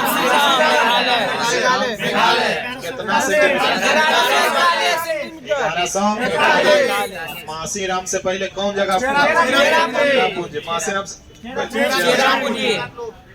उसके आगे निकालिएगा तमिलनाडु तट वर्षा। तमिलनाडु तट वर्षा ऋतु में शुष्क रह जाता है, माने ठंडा रह जाता है। तमिलनाडु का जो तट है बारिश के भी दिनों में कैसा रहता है? ठंडा। इसके लिए दो कारक उत्तरदायी है। तमिलनाडु तट बंगाल की खाड़ी की मानसून पवनों के क्या पड़ता है? समानांतर। तमिलनाडु में जो है बारिश के दिनों में भी ठंडा काहे रहता है? तो बंगाल के खाड़ी के क्या पड़ता है? समानांतर। और उसके बाद जो है यह दक्षिण पश्चिमी मानसून की अरब सागर के पृष्ठीय क्षेत्र में स्थित है तमिलनाडु का तट। उसके है बाद मानसून विच्छेद। मानसून विच्छेद दक्षिण पश्चिम मानसून काल में एक बार कुछ दिनों तक वर्षा होने के बाद यदि 1 या 2 या कई सप्ताह तक वर्षा न हो उसी को क्या बोलेंगे? मानसून विच्छेद। कई दिनों तक वर्षा न होगा उसी को क्या बोलेंगे? मानसून विच्छेद। यह विच्छेद विभिन्न क्षेत्रों में विभिन्न कारणों से होते हैं। इसका कारण क्या ही देखिएगा। पहला है उत्तर भारत के विशाल मैदान। उत्तर भारत के विशाल मैदान में मानसून का विच्छेद उष्ण कटिबंधीय चक्रवातों की संख्या कम हो जाता है और उष्ण कटिबंधीय अभिसरण क्षेत्र की स्थिति में क्या जाता है? बदलाव आने से मानसून विच्छेद हो जाता है। दूसरा है पश्चिमी तट पर मानसून विच्छेद तब होता है जब आर्द्र पवने तट के क्या बढ़ता है? समानांतर बहने लगता है। आर्द्र जो पवन होगा तट के क्या हो जाएगा? समानांतर बहेगा। और तीसरा है राजस्थान में मानसून विच्छेद तब होता है जब वायुमंडल के निम्न स्तरों पर तापमान की विलोमता वर्षा करने वाले आर्द्र पवनों के ऊपर उठने से क्या करेगा? रोक देगा। उसके बाद है मानसून का निवर्तन। ये सब बड़ी इंपॉर्टेंट है। मानसून का निवर्तन। मानसून जो है पीछे डर के मारे लौट जाएगा, उसी को क्या बोलेंगे? मानसून का निवर्तन।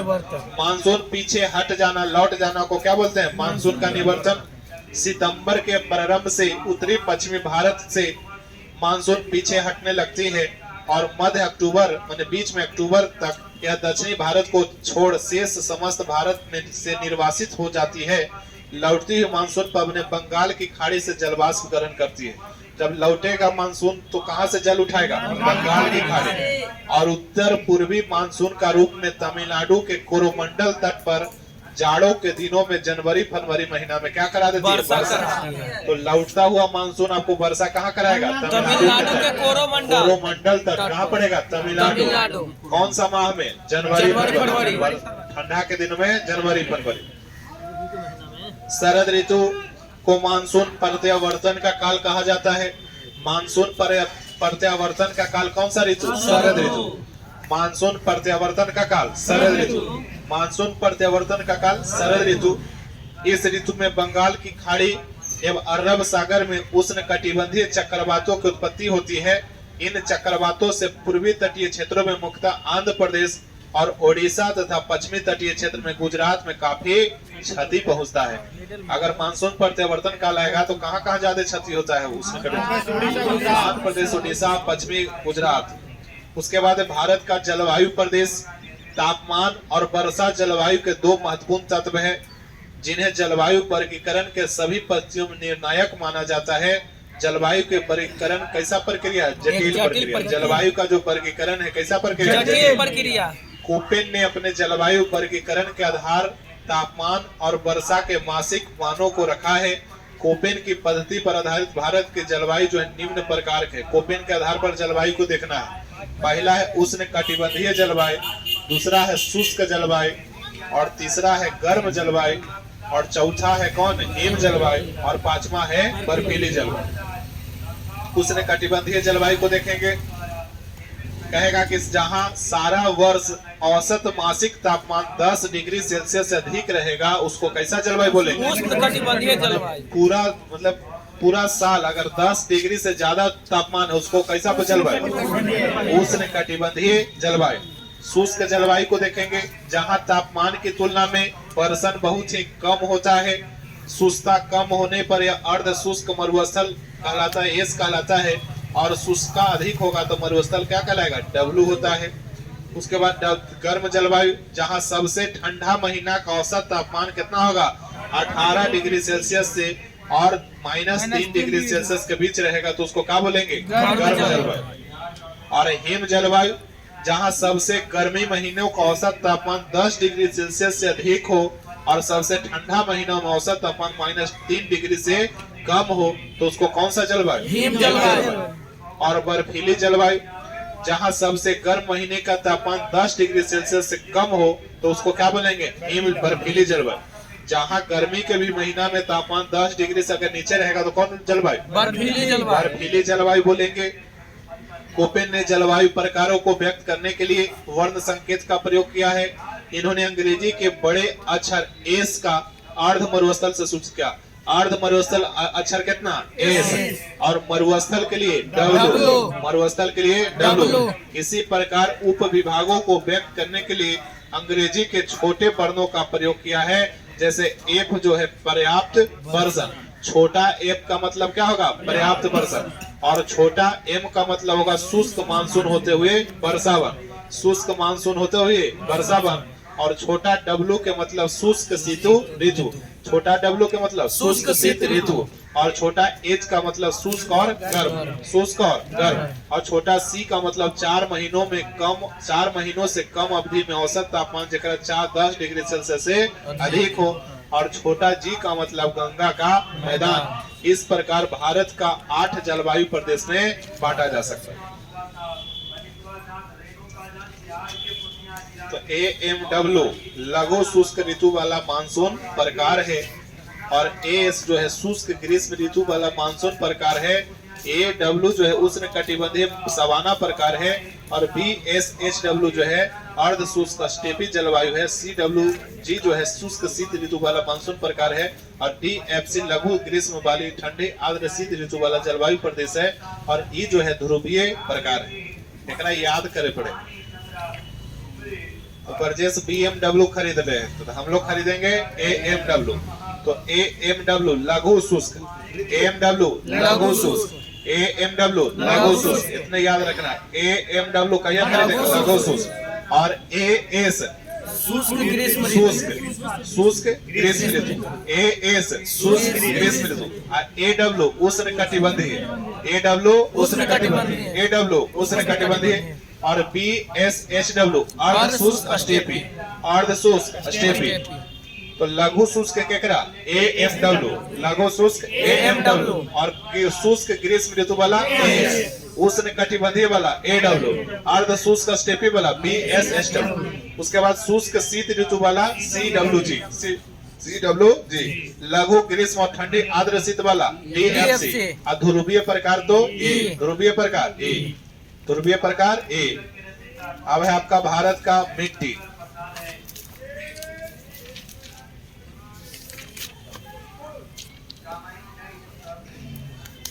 मिट्टी उड़ा देना है।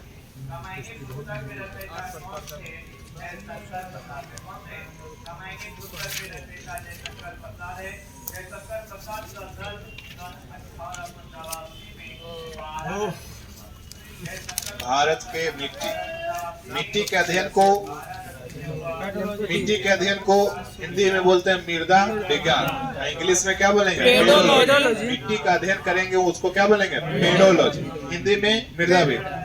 भारतीय कृषि अनुसंधान परिषद ने भारत के मिट्टियों को कितना भाग में बांटा? यही बार बार पूछता है, कहीं कहीं 4 दिले रहेगा, 5 रहेगा, क्या भाग में? 8। भारत का कृषि अनुसंधान परिषद मिट्टी को कितना भाग में? 8 भाग में बांटा है। पहला है जलोढ़ मिट्टी, दूसरा है काली मिट्टी, तीसरा है आपका लाल मिट्टी, चौथा है लैटेराइट मिट्टी, पांचवा है शुष्क मिट्टी, छठा है लवण मिट्टी, और सातवां कौन है? पीटमय मिट्टी, और आठवां है वन मिट्टी, वन मिट्टी। उसके बाद पहला है जलोढ़ मिट्टी को देखेंगे। यह नदियों के द्वारा लाई गई मिट्टी है। नदी का जो लाया गया, दहाकर लाया गया मिट्टी कौन सा होता है? जलोढ़ मिट्टी। इस मिट्टी में पोटास का बहुलता होता है, यही सब इम्पोर्टेंट है। तो जलोढ़ मिट्टी में कौन सा तत्व ज्यादा? पोटास। जलोढ़ में कौन सा? पोटास। जलोढ़ में पोटास। लेकिन नाइट्रोजन, फास्फोरस और ह्यूमरस का कमी होता है। जलोढ़ में बहुलता माने ज्यादा कौन होगा? पोटास। कमी किसका होगा? नाइट्रोजन, फास्फोरस और ह्यूमरस। यह भारत के सबसे उपजाऊ मिट्टी है। भारत का सबसे उपजाऊ कौन है? पोटास। बैठाओ बैठना। भारत का सबसे उपजाऊ जलोढ़। भारत का सबसे उपजाऊ मिट्टी जलोढ़। कौन सबसे ज्यादा उपजाऊ है? जलोढ़ मिट्टी। इसमें आपको धान होगा, गेहूं होगा, मक्का होगा, तिलहन होगा, दलहन होगा और आलू होगा। जलोढ़ मिट्टी में आप क्या क्या उपजा सकते हैं? धान, गेहूं, मक्का, तिलहन, दलहन और आलू वगैरह कौन सा मिट्टी में? जलोढ़ मिट्टी में। यह मिट्टी भारत के लगभग 40% क्षेत्र में पाया जाता है। जलोढ़ मिट्टी अब भारत में कितना परसेंट? 40%। जितना भी नदी दहाकर मिट्टी लाता है, सब कौन मिट्टी लाता है? जलोढ़। जलोढ़ मिट्टी भारत के 100% में कितना परसेंट है? अगर जलोढ़ मिट्टी भारत में खोजना होगा तो क्या परसेंट? 40%। भारत का संपूर्ण उत्तरी मैदान, तटीय मैदान जलोढ़ मिट्टी का बना है। और जलोढ़ मिट्टी 2 प्रकार का होता है। जलोढ़ मिट्टी के प्रकार? 2। जलोढ़ मिट्टी के प्रकार? 2। पुराना जलोढ़ को बांगर, नया क्या छिटाना? खेती करने के लिए नया खाद। तो पुराना बांगर, नया खाद। पुराना बांगर, नया खाद। बड़ी बारी क्वेश्चन आएगा। पुराना बांगर, नया खाद। पुराना बांगर, नया खाद। पुराना बांगर, नया खाद। उसके बाद है जलोढ़ मिट्टी का उर्वरता के दृष्टिकोण से काफी अच्छी मानी जाती है। उसके बाद है आपका काली मिट्टी। तो जलोढ़ मिट्टी में किसका बहुलता देखे थे? पोटास का। किसका देखे थे? पोटास। जलोढ़ मिट्टी के प्रकार के? 2। नया को क्या बोलेंगे? नया को खादर, पुराना को पुराना को बांगर। उसके बाद काली मिट्टी देखेंगे। इसका निर्माण बेसाल्ट चट्टानों के टूटने फूटने से होता है। तो काली मिट्टी का निर्माण कैसे हुआ है? बेसाल्ट चट्टान से। बेसाल्ट चट्टान टूटा फूटा तो कौन सा मिट्टी? काली। बेसाल्ट चट्टान टूटा फूटा कौन सा मिट्टी? काली मिट्टी। काली मिट्टी, इसमें आयरन देखने को मिलेगा, चूना, एल्युमिनियम और मैग्नीशियम। तो काली मिट्टी में पहला कौन मिलेगा? आयरन। पहले कौन? आयरन। दूसरा चूना, दूसरा चूना, तीसरा एल्युमिनियम, तीसरा एल्युमिनियम और चौथा मैग्नीशियम। तो काली मिट्टी में कौन सा तत्व का बहुलता? आयरन, चूना, आयरन का, चूना का, एल्युमिनियम का और मैग्नीशियम। काली मिट्टी में आयरन, चूना, एल्युमिनियम, मैग्नीशियम। आयरन, चूना, एल्युमिनियम और मैग्नीशियम। आयरन, चूना, एल्युमिनियम और मैग्नीशियम। तो काली मिट्टी में कौन से कोची? आयरन, चूना, एल्युमिनियम और मैग्नीशियम। इसमें पोटास की मात्रा भी पाई जाती है, यानी काली मिट्टी आपको पोटास भी उसमें पाया जाता है। इस मिट्टी का काला रंग टिटेनी, फेरस, मैग्नेटाइट और जीवाश्म की उपस्थिति के कारण होता है। तो काली मिट्टी का काला रंग किसका उपस्थिति के कारण? टिटेनी, फेरस और जीवाश्म।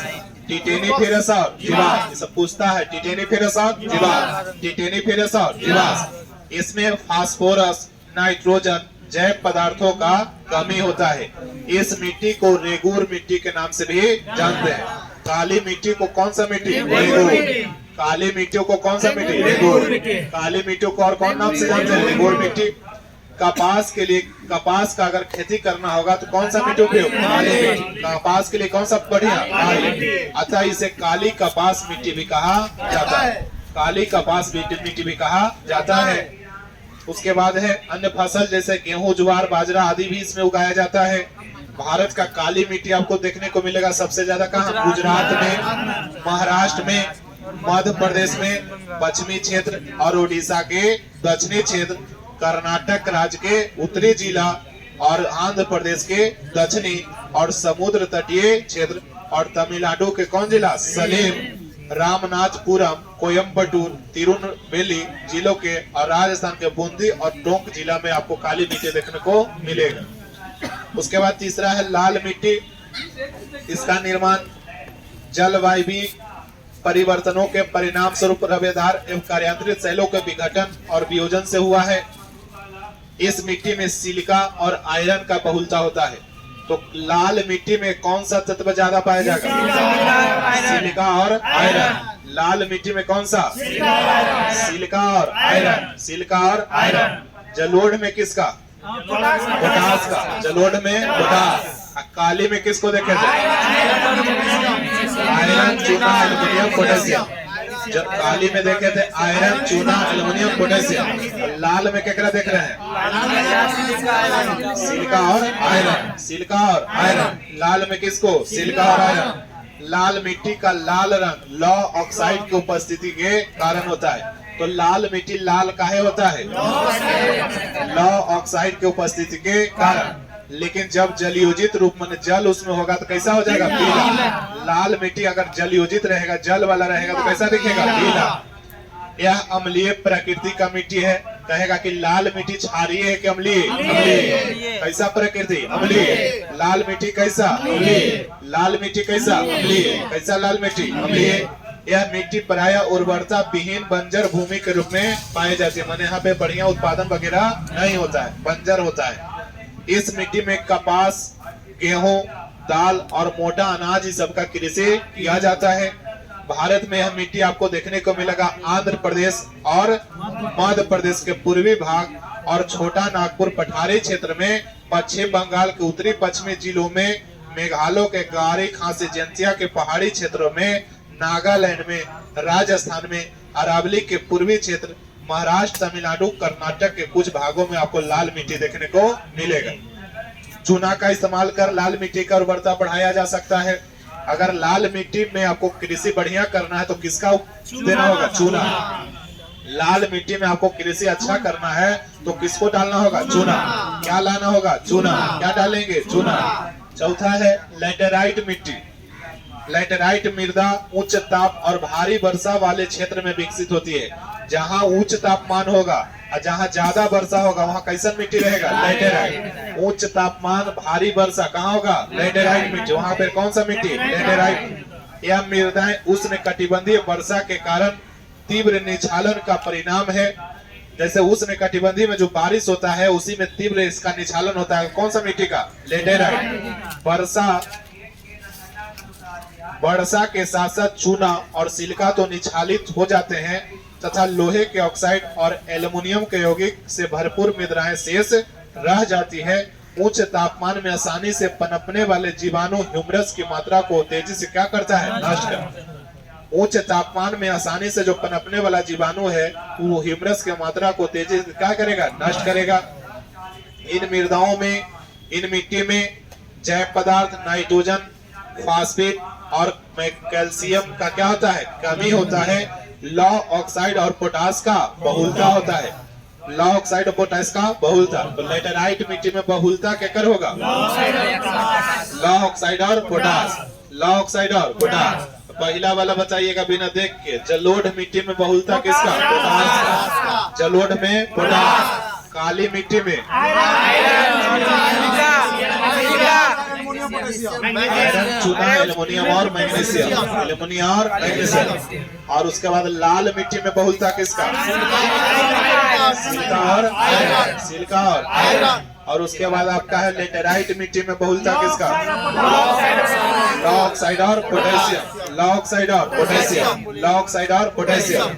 अब कहेगा लेटेराइट मिट्टी आपको कने कने देखने मिलेगा। तो कर्नाटक क्षेत्र में देखिएगा, केरल में देखिएगा, तमिलनाडु, मध्य प्रदेश, उड़ीसा और असम के पहाड़ी क्षेत्रों में लेटेराइट मिट्टी देखने को मिलेगा। सैल के टूट फूट से निर्मित होने वाली इस मिट्टी को गहरी लाल लेटेराइट मिट्टी कहते हैं। जो सैल पहाड़, जो सैल टूटेगा फूटेगा तो गहरी जो लाल होगा उसको क्या बोलेंगे? गहरी लेटेराइट मिट्टी। और सफेद लेटेराइट और भूमिगत जलवायु लेटेराइट के रूप में वर्गीकृत किया जाता है।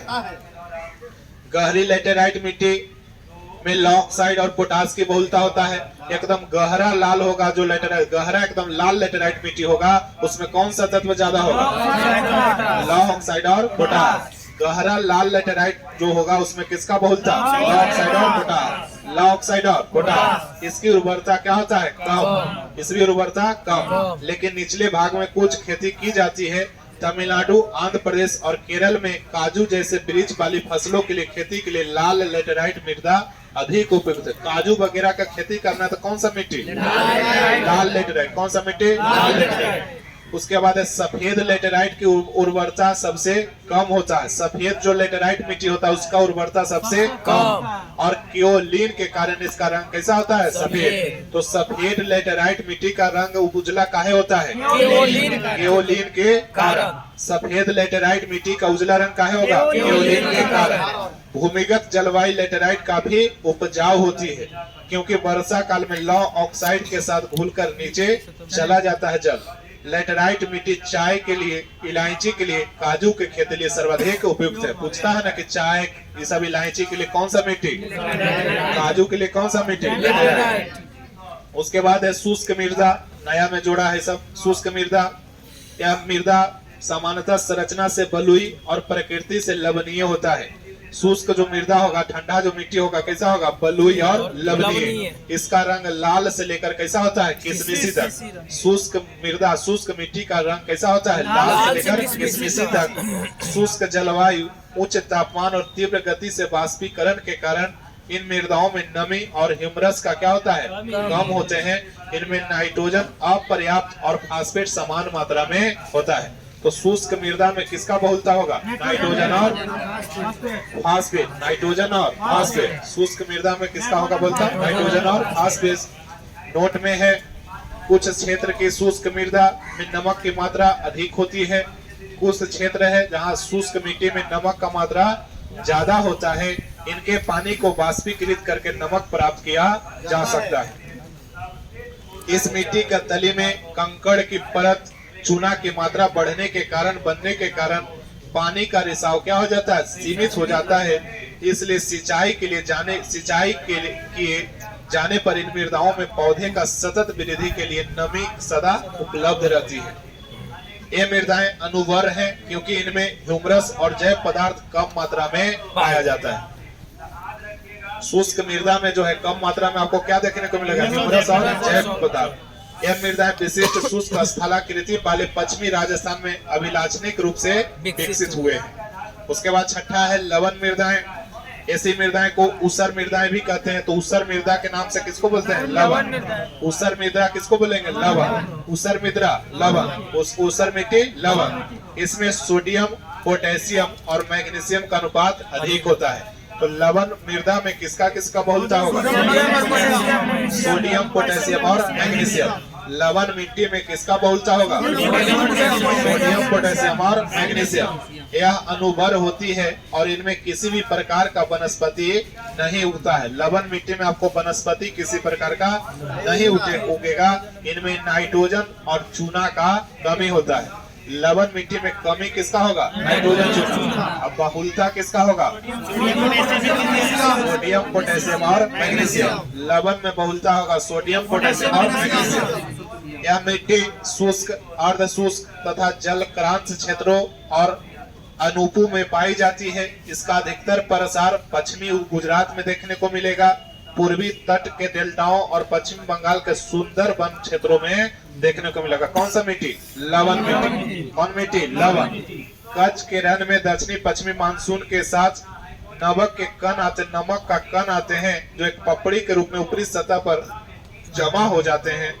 हरित क्रांति वाले क्षेत्रों में अत्यधिक सिंचाई के कारण जलोढ़ मिट्टी भी लवणीय होती जा रही है और मृदा के ऊपरी परत पर नमक जमा हो जाता है। मिट्टी के लवणता की ऐसी समस्या से निपटने के लिए खासकर पंजाब और हरियाणा में किसको डालने का सलाह दिया गया? जिप्सम को। उसके बाद है सतमा पीटमय मिट्टी। यह मिट्टी भारी वर्षा, उच्च आर्द्रता से युक्त उन क्षेत्रों में पाई जाती है जहां वनस्पति की वृद्धि अच्छी हो और इन मिट्टी में जैव पदार्थों का मात्रा 40 से 50% तक होता है। पीटमय मिट्टी में जो है जैव पदार्थ कितना परसेंट? 40 से 50। कितना परसेंट? 40 से 50। 40 से 50।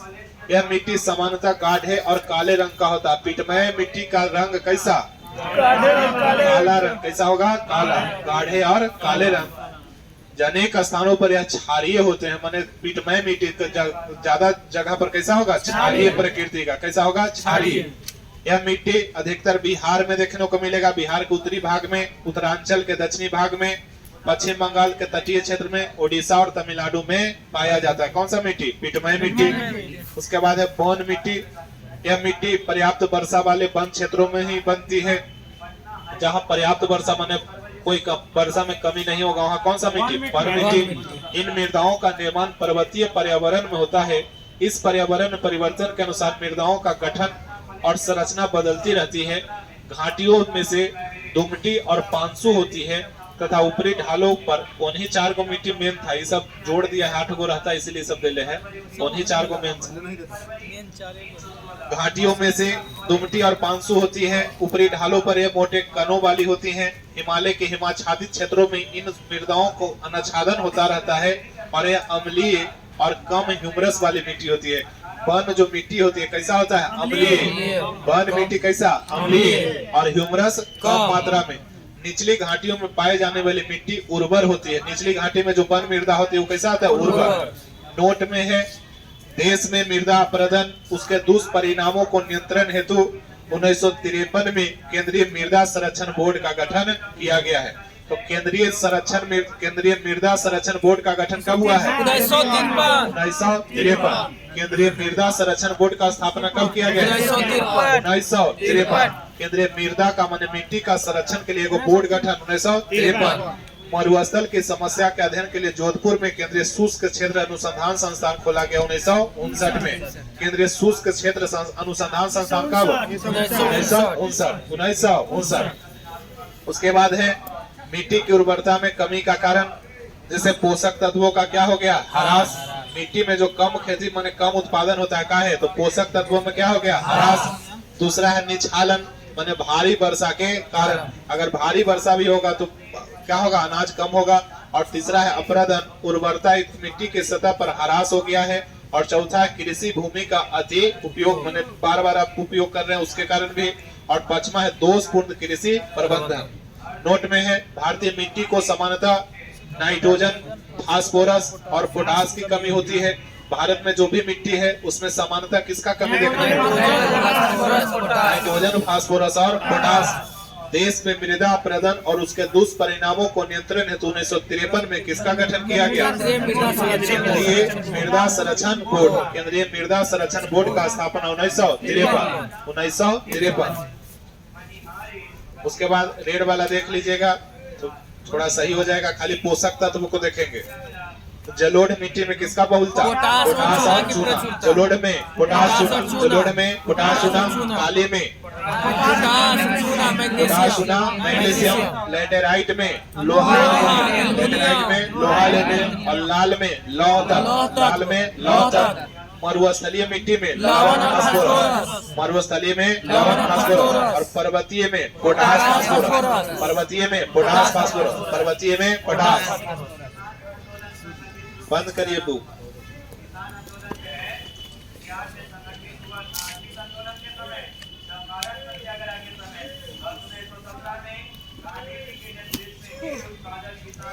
बताइएगा, बंद कर लीजिए, एक भाषा बोलिए।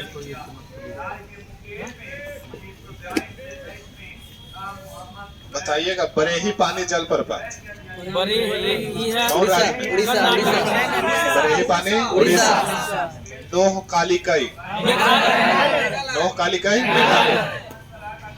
कुचिकल भारत का सबसे ऊंचा जलप्रपात कुचिकल। विश्व का सबसे ऊंचा जलप्रपात एंजिल कहाँ है? वेनेजुएला। भारत का कौन होगा? कुचिकल। भारत का सबसे चौड़ा जलप्रपात चित्रकूट, सबसे चौड़ा चित्रकूट। इसको और कौन नाम से जानते हैं? नियाग्रा जलप्रपात। भारत का नियाग्रा जलप्रपात, भारत का नियाग्रा। उसके बाद दूध सागर जलप्रपात, दूध सागर, दूध सागर। जोगियागर सोप्पा जलप्रपात कर्नाटक, जोगियागर सोप्पा कर्नाटक। एन्ना जलप्रपात आंध्र प्रदेश, एन्ना आंध्र प्रदेश, एन्ना आंध्र प्रदेश। बिहार जलप्रपात, बिहार जलप्रपात। कांवर ताल झील कहाँ है? कांवर ताल झील कहाँ है? उसको गोखुर झील भी कहते हैं। एशिया की सबसे बड़ी मीठे पानी का झील है कौन? गोखुर झील, कांवर ताल झील। मीठे होगा, कांवर झील हो जाएगा मीठा।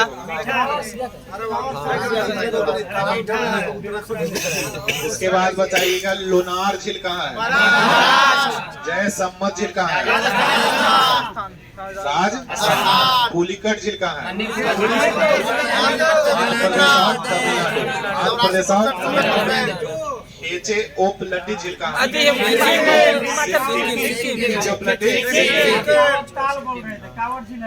अरे कांवर झील भी है, बोला जाए ताले ओकरा बोला जाए। एचे ओपलटी झील कहाँ है? हजियार झील हिमाचल प्रदेश। हिमाचल प्रदेश। कलीबेली झील, कलीबेली, कलीबेली, कलीबेली। पुनासा झील कहाँ है? राजस्थान। पुनासा।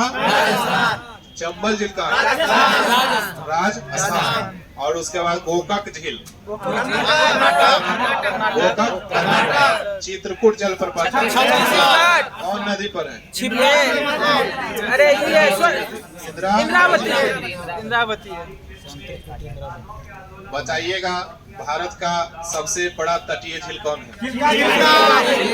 बारिश के दिन में कौन नदी से जल मिलता है?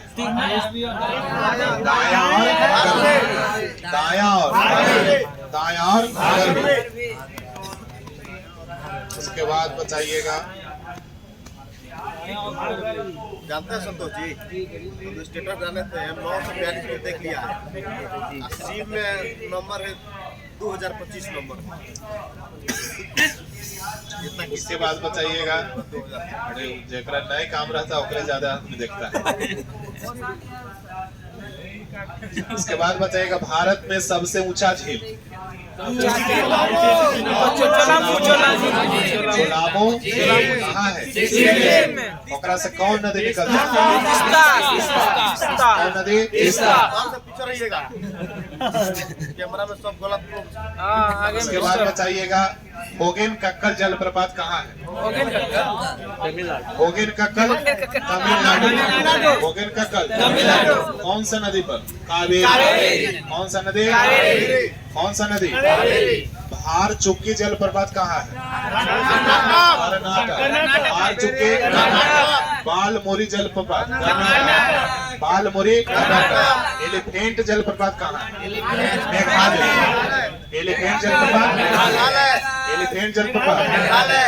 भारत में अधिक वर्षा कौन सा मानसून होता है?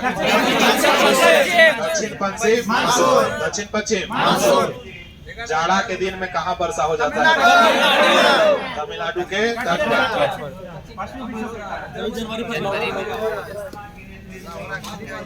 इसके बाद बताइएगा नई जलोढ़ मिट्टी को क्या बोलते हैं? पुरानी। कितना परसेंट क्षेत्रफल में जलोढ़? इसमें किसका बहुलता ज्यादा होता है? काली मिट्टी को और कौन मिट्टी को? उसका काला रंग किसका उपस्थिति के कारण होता है?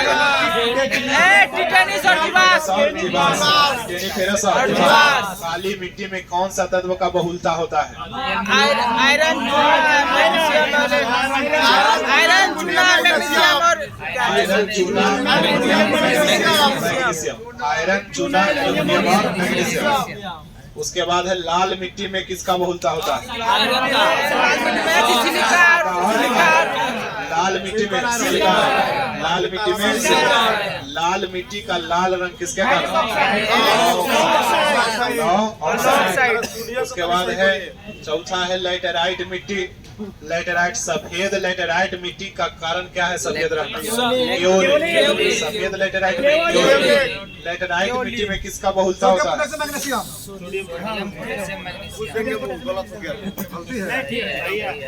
ऑक्साइड और पोटास। ऑक्साइड और पोटास। दूसर कहा जिसके ऊपर क्या लवणीय मिट्टी है। उसके बाद बताइएगा जनसंख्या पढ़े थे ना कल परसों। बताइएगा सबसे ज्यादा पढ़ा लिखा लोग?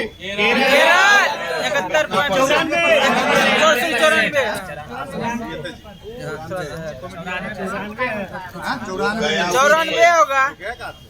अब नहीं थे उस दिन मुर्गावा खाए। उसके बाद बताइएगा सर्वाधिक जनसंख्या वाला राज्य भारत का कौन सा? उत्तर प्रदेश। तीसरा बिहार। और सबसे कम जनसंख्या वाला देश? सबसे कम वाला? सबसे कम सिक्किम। सबसे ज्यादा 10 वर्षों में वृद्धि कहाँ हुआ है? कौन सा मेघालय हुआ है? मेघालय। सबसे कम माइनस पे कहाँ रहा है? कितना परसेंट माइनस? 0.6 माइनस 0.6। सबसे ज्यादा जनसंख्या वाला राज्य 1106। 1106। सबसे कम कहाँ? अरुणाचल प्रदेश। अरुणाचल प्रदेश। कितना? 17। सबसे ज्यादा लड़की कहाँ मिलेगा आपको? केरल। अनुपात सबसे ज्यादा कहाँ? कितना? 1084। सबसे पुरुष से कम लड़की कहाँ देखिएगा? सबसे कम देखिएगा 879। उसके बाद शिशु वाला लिंगानुपात सबसे ज्यादा कहाँ? अरुणाचल प्रदेश। अरुणाचल प्रदेश सबसे ज्यादा। अरुणाचल प्रदेश। सबसे कम कहाँ? हरियाणा। सबसे कम हरियाणा। सबसे कम हरियाणा। उसके बाद देखिएगा सबसे ज्यादा ग्रामीण जनसंख्या वाला अगर परसेंटेज में हिमाचल प्रदेश। गांव में सबसे ज्यादा गांव वाला लोग परसेंटेज के दृष्टि से कौन सा राज्य? हिमाचल प्रदेश। अगर ऐसे गांव बोलेगा तो कहाँ जाएगा? ऐसे बिहार दूसरा पर है। उसके बाद सर्वाधिक नगरीय जनसंख्या वाला ऐसे नगरीय में महाराष्ट्र। ऐसे में महाराष्ट्र। ऐसे में महाराष्ट्र। अच्छा ठीक है। अब कम नगरीय जनसंख्या वाला राज्य कौन है? सिक्किम। कम नगरीय वाला सिक्किम। अच्छा आप बताइएगा, एससी का अनुसूचित जाति एससी का परसेंटेज में ज्यादा कौन सा राज्य में मिलेगा? पंजाब 31.9। आपको अगर परसेंटेज मैंने 100 में ज्यादा आदमी कहाँ देख लिया? पंजाब। ऐसे राज्य अगर पूछेगा जनसंख्या में कहाँ हो जाएगा? उत्तर प्रदेश। एससी ज्यादा कहाँ मिलेगा? उत्तर प्रदेश। एससी कहाँ मिलेगा ज्यादा? उत्तर प्रदेश। अगर परसेंटेज लगा देगा तो पंजाब। परसेंटेज मैंने समझ रहे हैं, कम संख्या में ज्यादा आदमी एससी का कहाँ रहेगा? पंजाब। और जनसंख्या ज्यादा कहाँ एससी का? पंजाब। उत्तर प्रदेश कहाँ है? उत्तर प्रदेश। अब है आपका एसटी का। एसटी अगर परसेंटेज में ज्यादा पूछेगा तो मिजोरम। एसटी का परसेंटेज में कहाँ होगा? मिजोरम। एसटी जनसंख्या में कहाँ होगा? एसटी जनसंख्या में। आप बताइए कि एससी जनजाति कहाँ, एससी जाति कहाँ निवास नहीं करता है? कौन कौन राज्य? नागालैंड और अरुणाचल। नागालैंड और अरुणाचल प्रदेश। नागालैंड और अरुणाचल।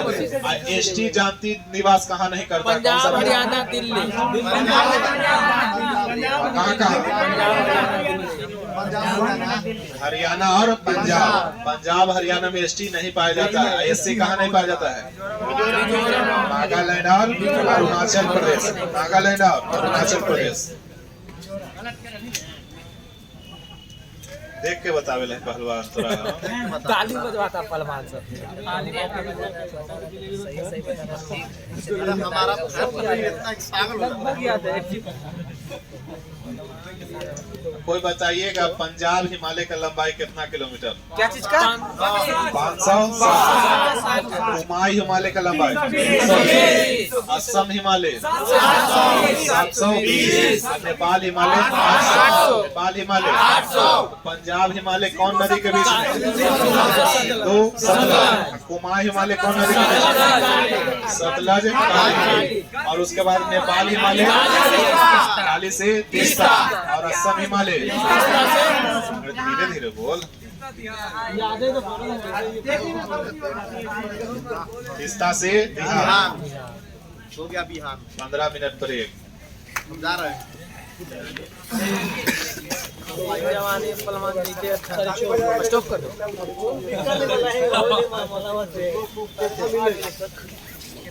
स्टॉप ना हो रहा है। बंद कीजिए ना जी।